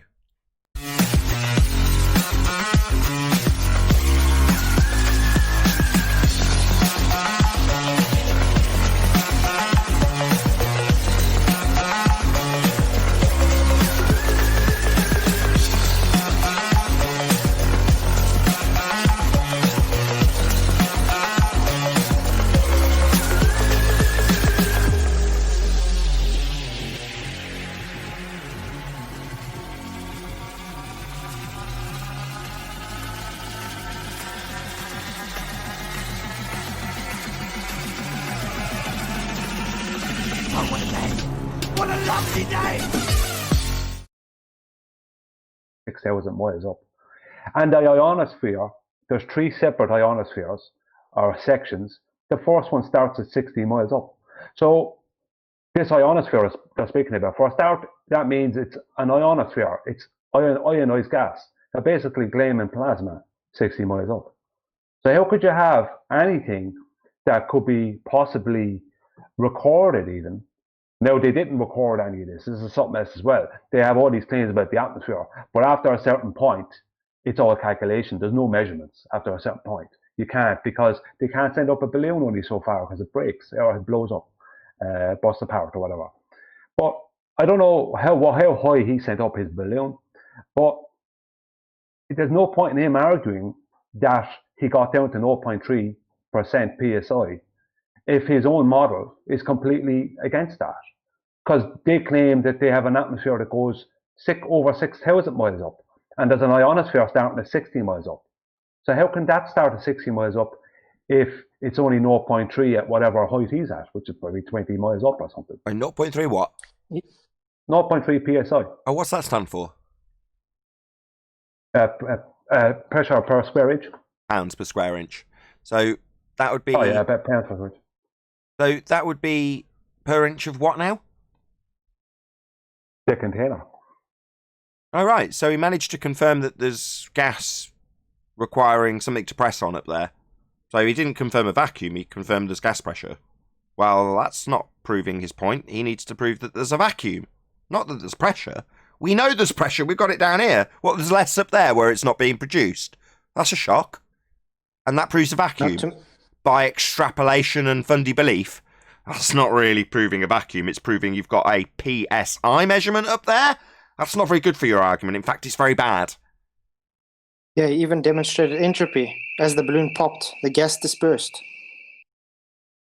Your compressor's going mad. Quick, get the alarm.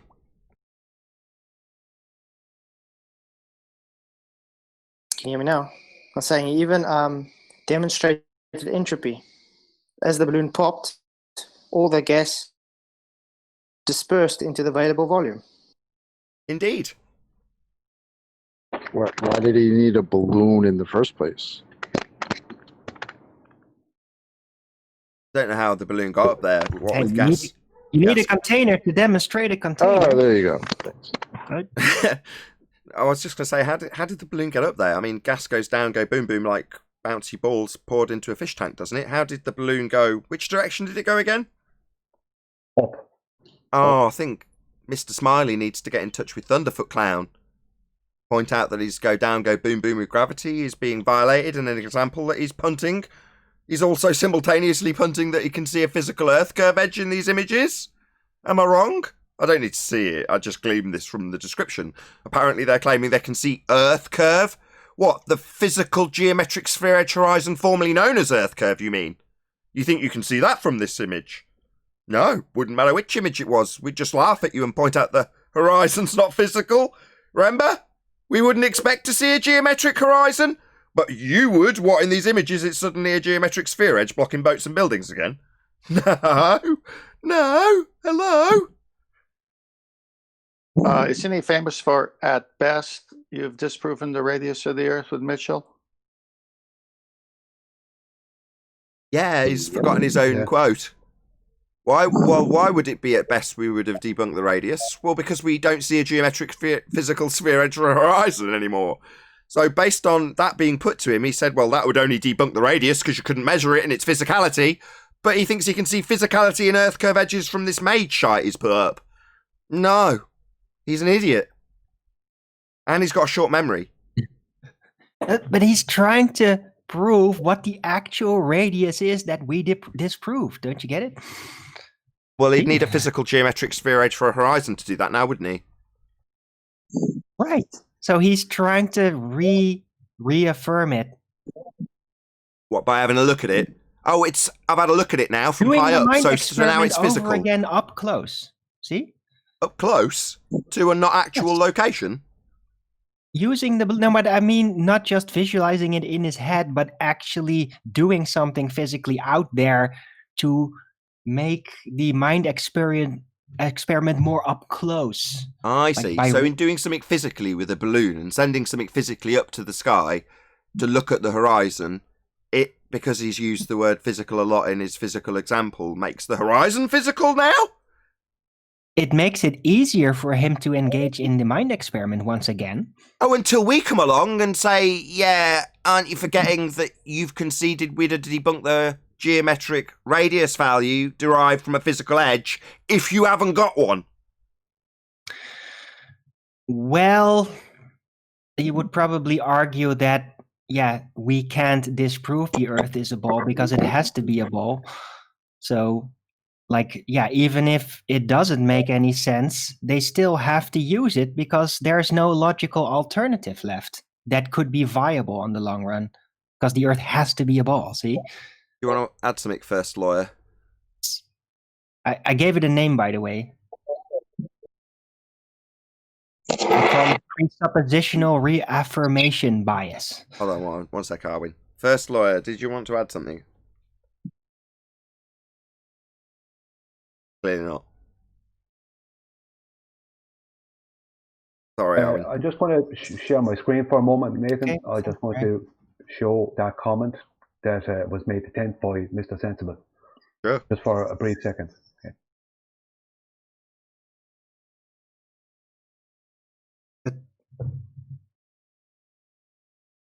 Yeah, whenever you're ready, stick it on.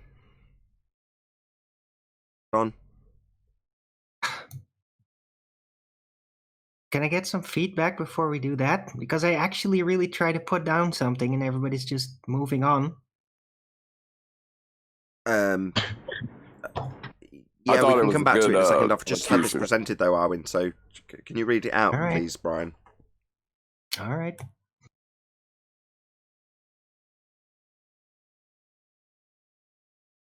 He's got to move his page to get to the mute button. Yeah, we can't hear you, Brian. Oh, sorry. That's all right. Do you want to pop it back up? Yeah, sorry about that.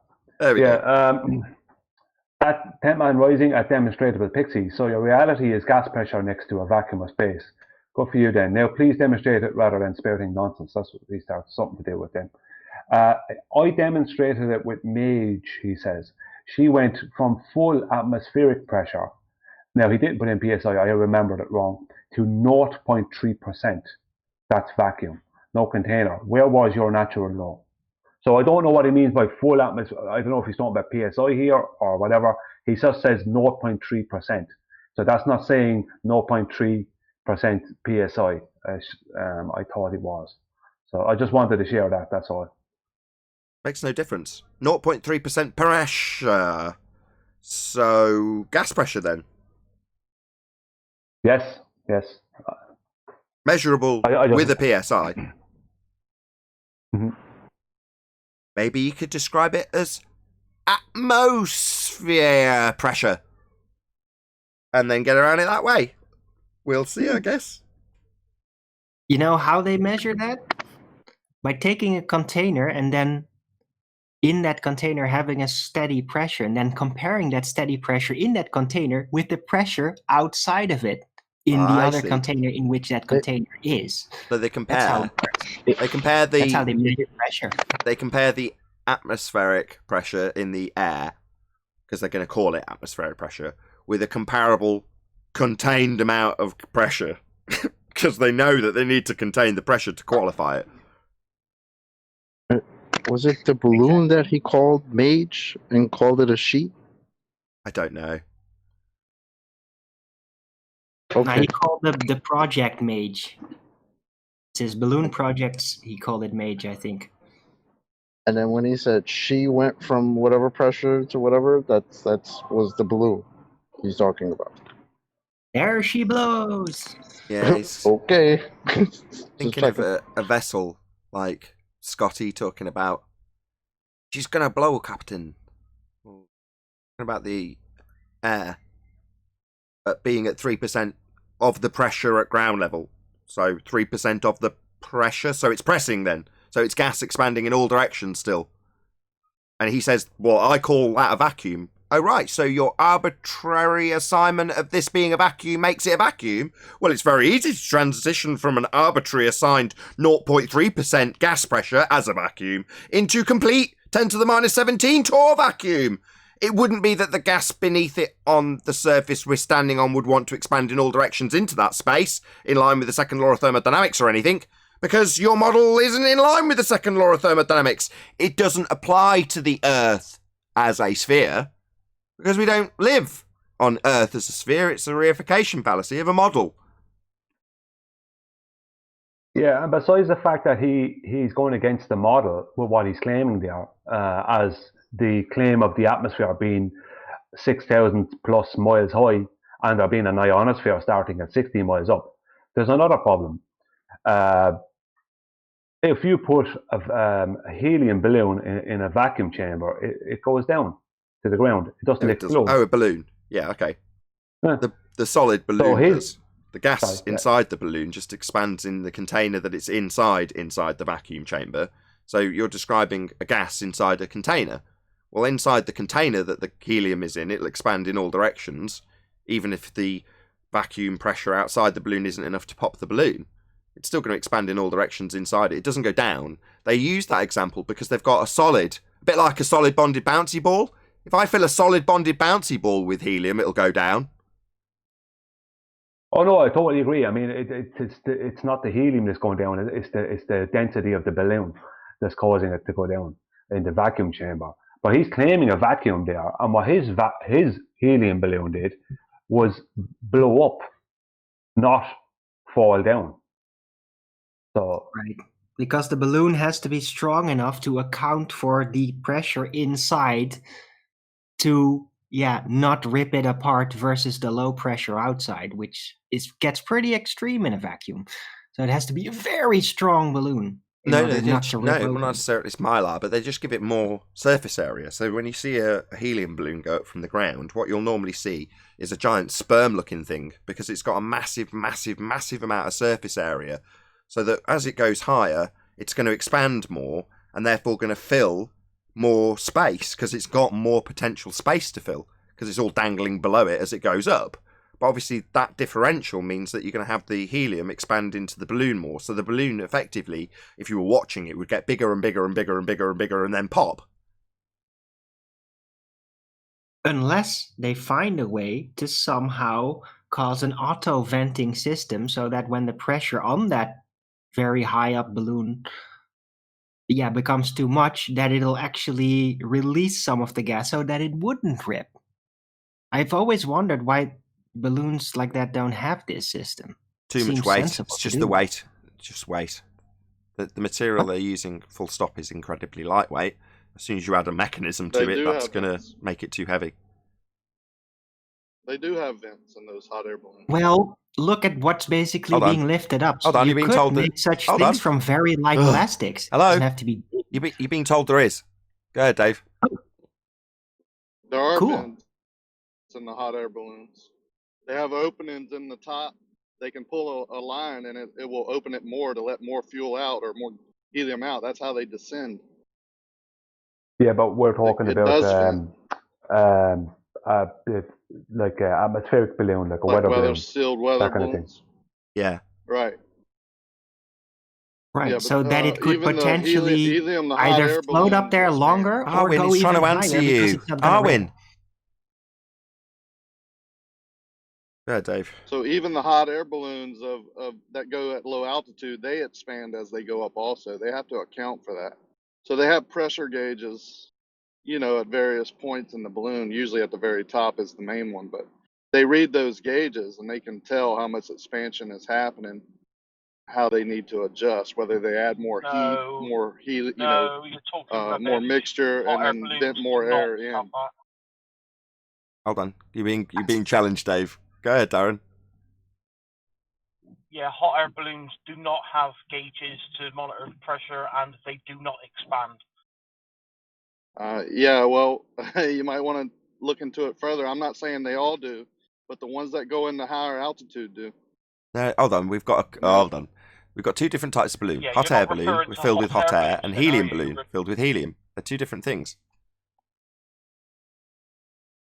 Say that again. Right, the helium balloons are exactly. closed. Because otherwise the helium would escape. Right, I think You're we're all talking in about agreement. the helium weather balloons. I'm talking about the balloons that you ride in that use other gases, heated Yeah, gases, to expand. and no, they don't expand at all. They don't expand. They're designed not to expand.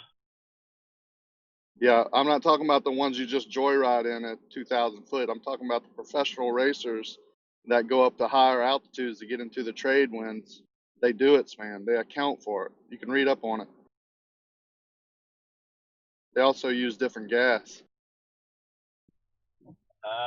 No, I think they're we're talking hot about air. different things. Hold on. They're hot Hold on, Dave. air balloons. It heats the air, and the air is what makes the balloon rise. Yeah, you're It's not talking about gas. the everyday recreational balloon that you take at the fair ride. Yeah, I'm talking about other racing balloons that go up to higher altitude. They don't just use heated air. Just check. Darren, were you aware of racing balloons that went to higher altitudes that potentially do have valves and expand with the altitude? Were you unaware of them?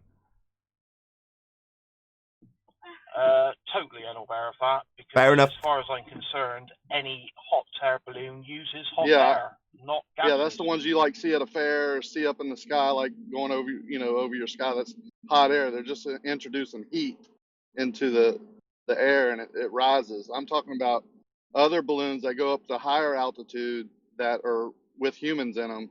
They use different gases, and they do expand. They do have pressure gauges and control with vents and things. Okay, glad we got Check it. clarity So on it that. would be more like a Zeppelin system then? Or is it combined? Do they use both hot air and pockets of like separated helium balloons for extra lift or something? How does that work? I know they heat it. Yeah, I know they heat it. So you might be right, Oren. It might be introducing different gases, and they're heating that and making it expand more. I know what he's talking about. Just the hot air balloons. You can ride those at the fair. That they're pretty rigid and don't expand. I would imagine they're just using heated air. But there's different types. Well, I'm glad we got Anyway. clarity on that. So, Meanwhile, Darren, will you accept that you were incorrect? who cares? It's not that important. He doesn't have to concede. No, I don't have to. He doesn't anyway. I can't believe that when someone is Well, no, incorrect because and they're shown to be incorrect, that they Not make a incorrect. point of He's not arguing incorrect. so Oh, please don't let's I'm drag this out. speaking. You can't Please, speak please. when someone else is speaking. You need to listen first. I don't think he's incorrect. I think we're just talking about different things. You just exactly. They're just. He's right about the hot air. No, I wasn't incorrect. He's not incorrect. He was You're talking not about incorrect. hot air balloons that expand. Yeah, I agree. Yeah, I never said the hot air balloons expand. I said there are balloons. Anyway, all right. Meanwhile, nature of the Earth lied to, Western world deceived. But let's argue about this for 10 more minutes. Yeah, it's all Could I started change with the subject? Project Mage. Look, Now we're thank you very much. discussing the Look, two technical things. Hold on. aspects of hold on. balloons. Hold on. Just to give credit where it's due. Number one, I had no idea there were higher altitude balloons than the ones that you're kind of demeaning by calling them ones at the fair. But nevertheless, I also didn't know that they did not expand and were designed to be effectively rigid in their construction so that they're just going up and down based on how much hot air they've got in them.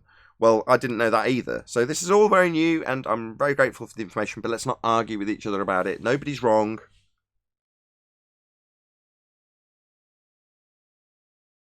Thank you, Dave. Thank you. There's tons of different balloon designs, you know. What's stopping them? If they had Zeppelins like in the early 20th century, who's to say that, yeah, the utilization, the application of new technical things in order to perfect this type of lift and travel, that it hasn't expanded? I'm pretty sure it has. I'm pretty sure they developed very refined types of fabric for all these balloons that will do exactly what is necessary. All that has undergone over 100 years development. So of course there are all kinds of balloons that are probably have Zeppelin elements and the other way around. And yeah, sure. Makes sense. Excellent. Zeppelin elements. Can I change the Is subject? that like over the hills and far away elements? Please do change the subject. Hello, Quantum Eraser. Good to have you.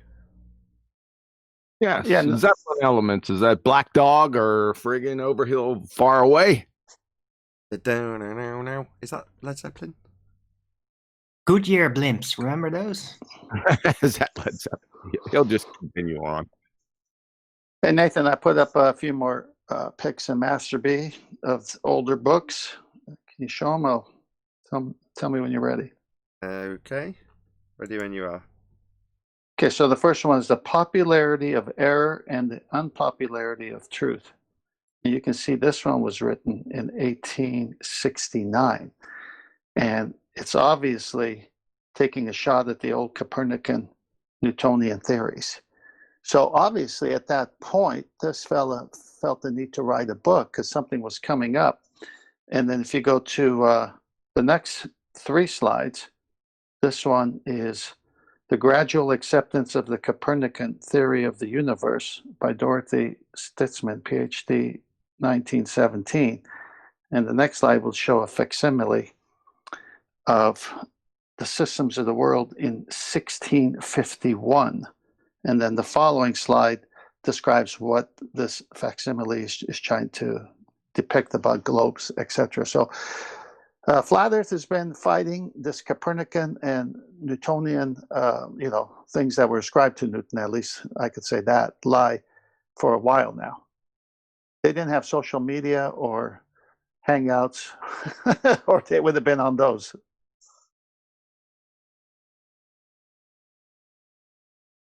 Thank you very much.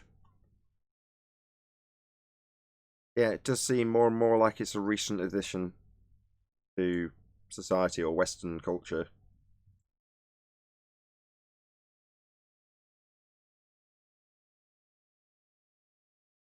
Afternoon, I was guys. going to point out one of the. Hey, Adam. Nice find that, Temp. I like the middle one. This is 1917, and the title of it in of itself is it's a convincer, isn't it? It's not making a statement, a fact. It's not challenging what would appear to me to be the still understood flat Earth realm. But if you see that the gradual acceptance, it's kind of, will you gradually accept it? Look, here's some evidence that honestly it's true. It's not being presented as a definitive statement that flat Earth's wrong, isn't it? It's the gradual acceptance. I think that's quite a. And the other one I thought was cool was he's using his pseudonym there. I see, section 14 by parallax. That's isn't that Rowbottom's pseudonym? Yes, it is. He was known by. Yeah. Yes, parallax is Rowbottom's synonym or whatever they call it. Not synonym. Pseudonym. Pseudonym. That's the one. Synonym. Or simile. That's a simile. Cinnamon. That'll do. It's all metaphorical anyway. Way the way you spice it up with cinnamon. Yeah, well.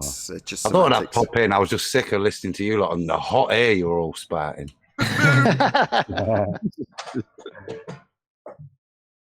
Sorry, John, you said the thing you wanted to make clear. Yeah, I was going to say coriolis effect. One of the tricks I used to use on myself to justify it when I was a glober is I would take everything into the mathematical. I would create, I'd make that reality, and then the actual deflection I'd make apparent. Yeah, you've got a non-inertial and inertial reference frame to describe, but they're both moving together in reality. But then when you go into the maths, they're moving apart because gyroscopes, right? Talk about mental gymnastics, bro. This is useful, though. I like it when John tells us how he used to conceptualize these things as a baller. Because I can't remember how I used to wrap my head around these things. I just remember scratching my head about them. I didn't try and justify it to myself. I just went, that makes no sense. And then moved on with my day. So you guys thought about these things and you were still ballers? Well, No, I would say no. Deep down, no. Sorry. Maybe you need to be indicted more than I. Maybe. Well, if you listen to my origin story of Flat Earth, I would describe how I was looking out the back window of a plane on all those flights, going, I wish I could get higher to see curve. Well, that's me essentially saying, look how flat it looks. So, I'm appreciating that I can't see any curve in a reified horizon. But I'm not looking at the horizon. I'm just looking at the ground below me.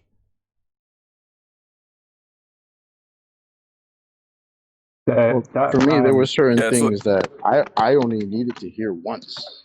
Things like, oh, if we were flying towards the west, that we would have shortened flight times because the Earth is supposedly spinning west to east. If you're flying east to west, well, obviously your flight times are going to be shortened, and obviously going back the other way towards the east, it's going to be a lot longer or damn near impossible. I just needed to hear that one time to understand that makes no sense. And we don't see that. We don't observe that. That's not measurable. That's not perceivable or verifiable. So that's dead. Why do I have to try to sit and convince myself why that doesn't happen on a spinning ball when there's no spinning ball in the first place? It's crazy. Well, that's the trick. That's the trick, diversion. though, and you do it to yourself, but you pull everything into the conceptual, and then you justify it there, and that way the actual becomes apparent. It's just a trick on words, really. Wait, how is it diversion, John? What the hell? I knew I'm gonna have to circle back. I knew it. Yeah, because my first claim, maybe you guys need to be indicted more than I, because I never thought of such things. If I would have thought of them, right, it'd have been over. So who's more guilty? Well, when I thought of these things as a kid, I had nobody to talk to. Does that make any sense? If you'd have thought about so them. you needed affirmation. You didn't have enough conviction within yourself, right? I can easily. Everybody was going to think I was crazy. I'm not going to stand for this. I can easily spin that back. All right. I would say Chocolate had enough conviction. He argued it. He didn't accept it, just like I didn't. Too bad. I'm not going to lie down and take this. I'm going to spin it straight back to QE. So you're saying you didn't even think about it? Well, you're definitely more indictable than I. I'd say Chocolate was ahead of his time, picking it up at a young age and saying, "This is stupid. I don't accept it." Well, I left a hanging watermelon-sized curveball out there for you guys, and Nathan's the only one that jumped on it. Thank you. What's this all backbiting anyway? There's been a little bit of it. Is it miserable weather there or something? You talking to me? Just generally It's talking to over the panel. here. Just generally, bit of backbiting on the panel. We haven't had our fighting. breakfast yet. Who's fighting? It's because we are not overburdened with a plethora of globe proceeds right now. So I thought you were gonna say you were not overburdened with the physical nature of our reality.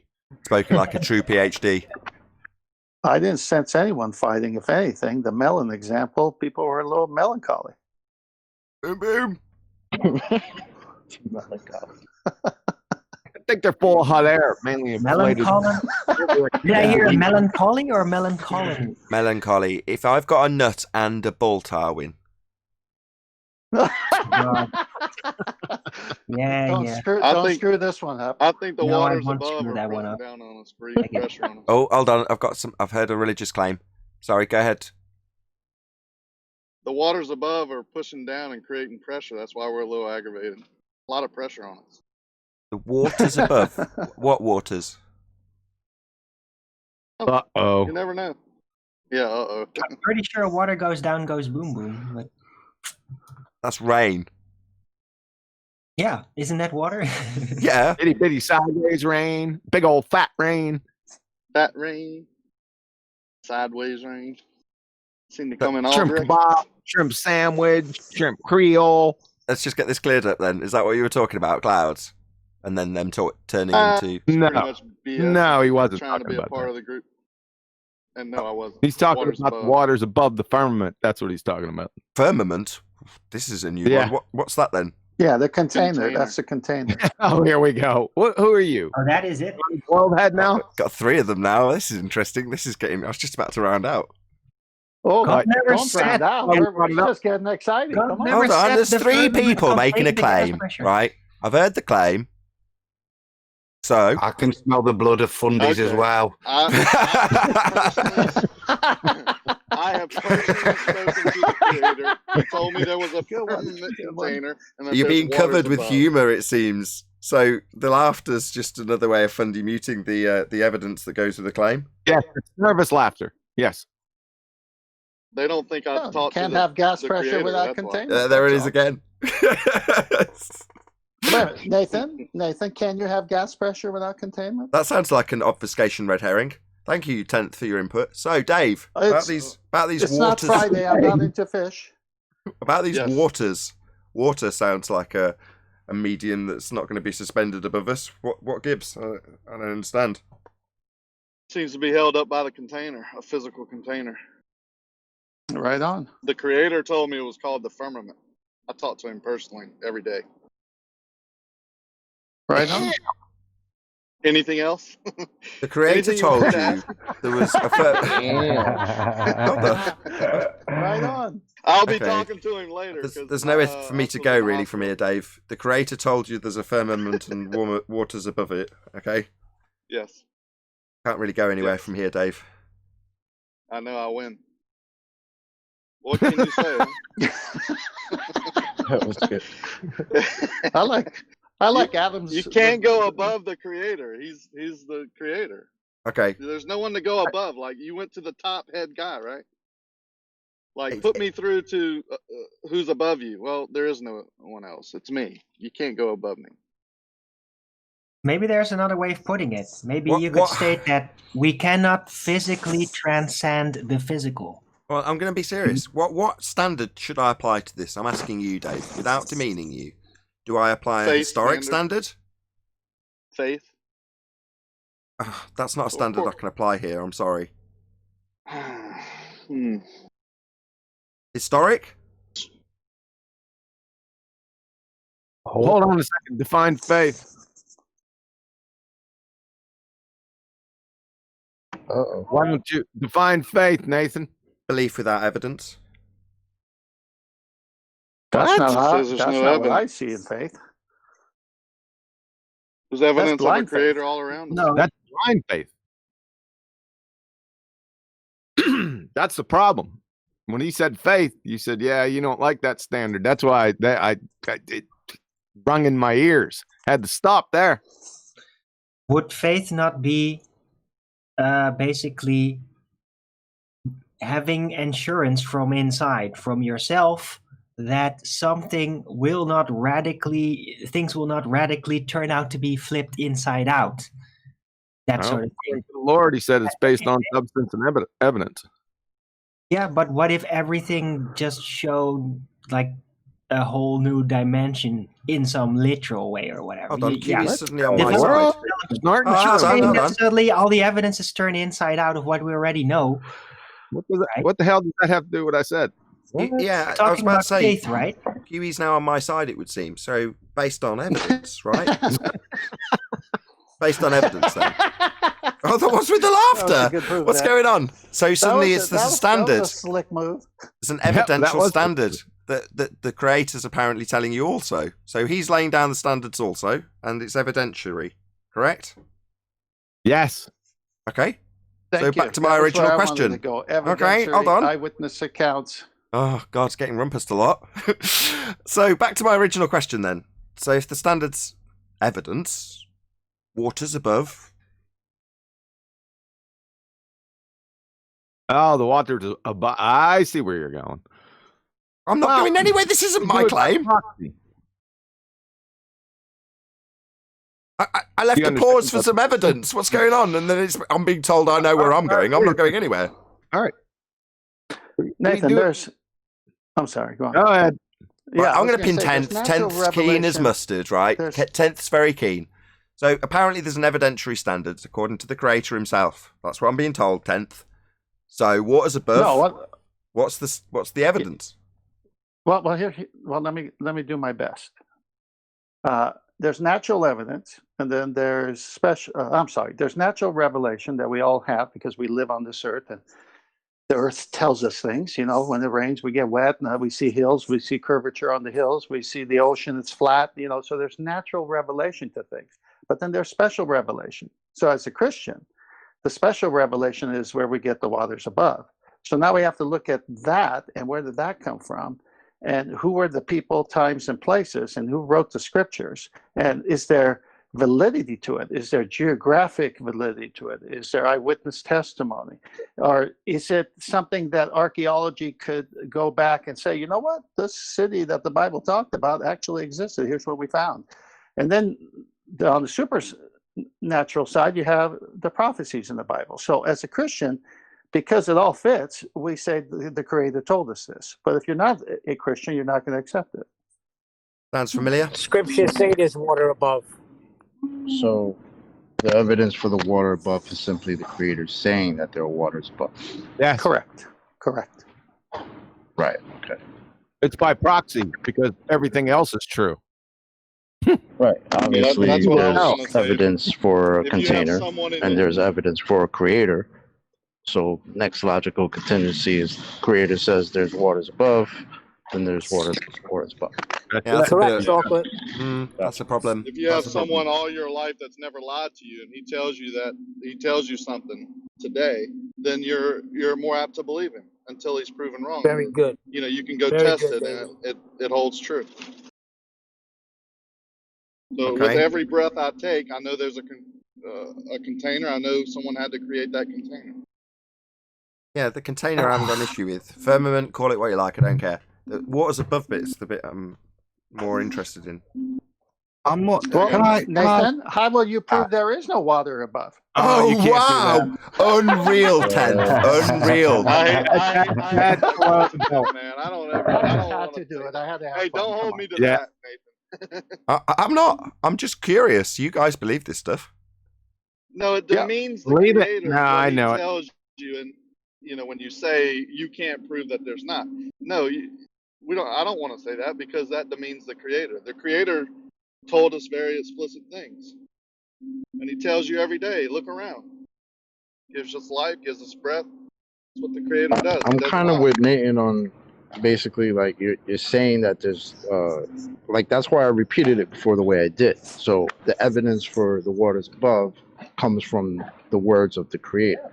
As far as actual evidence of containment and a creator, yeah, we have evidence for that. But as far as the waters above, which is a medium above the medium that we know has to be there, which is the container, that's just basically words from. Yeah, but that's just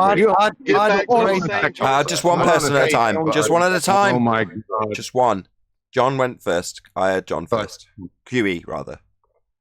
Yeah, he only gave. I see what you did. You only gave like 2 examples and said, well, we know that there's a creator and the creator said this and that's true. No, there's everything he said was true. That means flat, non-spinning, container, geocentric, right? All those, I can go on for hours, right? Right. That's the difference. Because what is above? It was that wasn't on the list. Slided in a sense. What was above wasn't on the list. It's John. Yes, it what was. John's saying there, the validity of all the other things being true to me, it doesn't make the testimony evidence to me, but it does put it in a very special category of every other bit of testimony of this source has been proven to be reliable. Doesn't mean that to me that statement makes it evidence, but it does mean it very extra special, trustworthy testimony. It's based on trust. Let me Yeah. let me add to that too. Please. The creator didn't just like, oh, by the way, there's a container. It was the whole second day out of 6 days of creation. If you believe in the creator, you believe in the creation story that he told in his own words. And it wasn't just a fly-by-night thing, oh, I created the firmament. It was all of day 2 creating the firmament. So it's a big deal, right? It's important. It's why we breathe. It's how everything works. It's where we live. And it also says. But you're juxtaposing it. I'll just 1 second, 10th. You're juxtaposing it with something that I can take with evidence. Well, hello. Change the standard. Hello. No, I'm holding to a different standard. Not what man can say. I'm talking about what the word of God says. I don't care what man says. Well, that's me in this case. Fair enough. Yeah, man can tell Let me me finish anything. before this guy I goes, live on a because I think spinning he might ball, change the subject and I'm here. not going to believe it. So on day 4, Hold on, 10th. You're talking right through Dave. I'm sorry, it's silent over here. Yeah, I might have Hello? flag. I'm in a bad area. I'll finish up. I'm just saying, I don't care if a man tells me I live on a spinning water ball flying through space. If God's word tells me I live on a flat stationary earth, guess who I'm going to believe? And that's where I put my standard at. Fair enough. Hello, can you hear me? Yeah, we can hear you. 10th wants to give a couple of words and then we'll come to you something. I can't see the rest. Yeah, just I'll keep it short. Okay. Something old. I'll Go come ahead. to you in a moment. Who's going? You, 10th. Okay.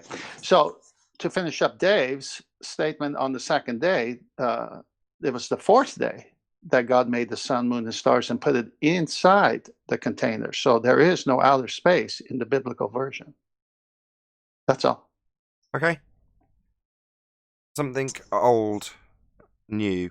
Oh, okay. I'm not a Christian or anything, but I'm a knower of the creator. I just wanted to ask, like, how do you know that the creator has a gender or a name? We don't. Because the creator is Just neither male or English. female. The creator is a spirit. Creator's everything. Okay. All right. It's every breath you breathe, every hair on your head, every Hold on, language, Jesus every is a word. man. There is a man in heaven. Jesus, there's it's a Jesus he. Christ, It's a flesh. definitely Yeah. he. There's forever Right, a that's man Jesus in heaven Christ. when he put that body on himself. Yeah, I thought we were talking about at the beginning of creation when he didn't have a body. Oh, okay. Yeah, well, Different, fine. yeah. But The there is creator a is man different, forever in not heaven. flesh. Always Well, yeah, will be. resurrected body. Correct. No, I'm pretty sure he, even in my limited knowledge, he would have still had a form at that point because he created man in his image, correct?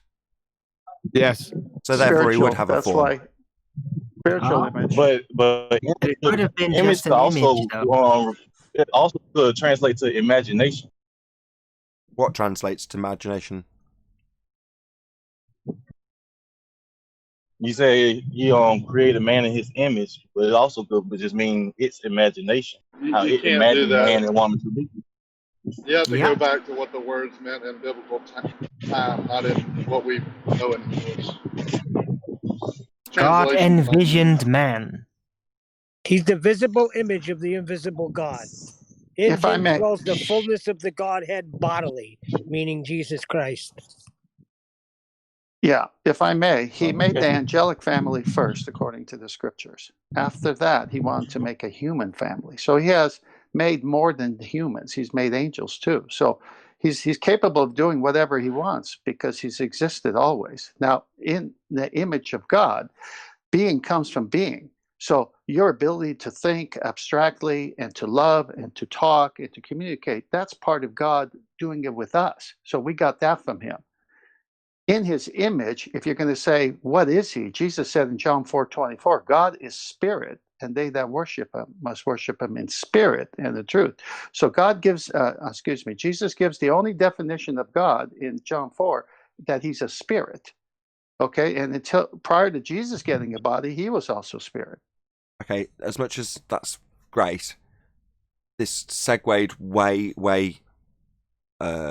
far away from the original question, which was about a claim about what the sky was. You're welcome, Nathan. Yeah. We can go on to what is light next. Oh, and by the way, there's six he's in Genesis. Yeah. The first What is chapter of light Genesis. is a Sorry better about that. question. Everything else is easy. I thought there were 7 Yeah, members but of it- Genesis. Go on. Phil Collins was one of them. Say again? I thought there were 7 members of Genesis. I can't No, remember I said there's 6 he's. It says he called, he made, he him, he them, he. There's Who's a boatload after that in Genesis 2. You talking about Phil Collins? That's why it's Yeah, the great that's what I I am. That's why it's the great I am. It's not just singular. It's everything. And I think they get that. Everything in Scripture they take and turn upside down. That's why the great I am is turned into the singular point in their Big Bang piece of crap. Where does the sky vacuum fit into all of this?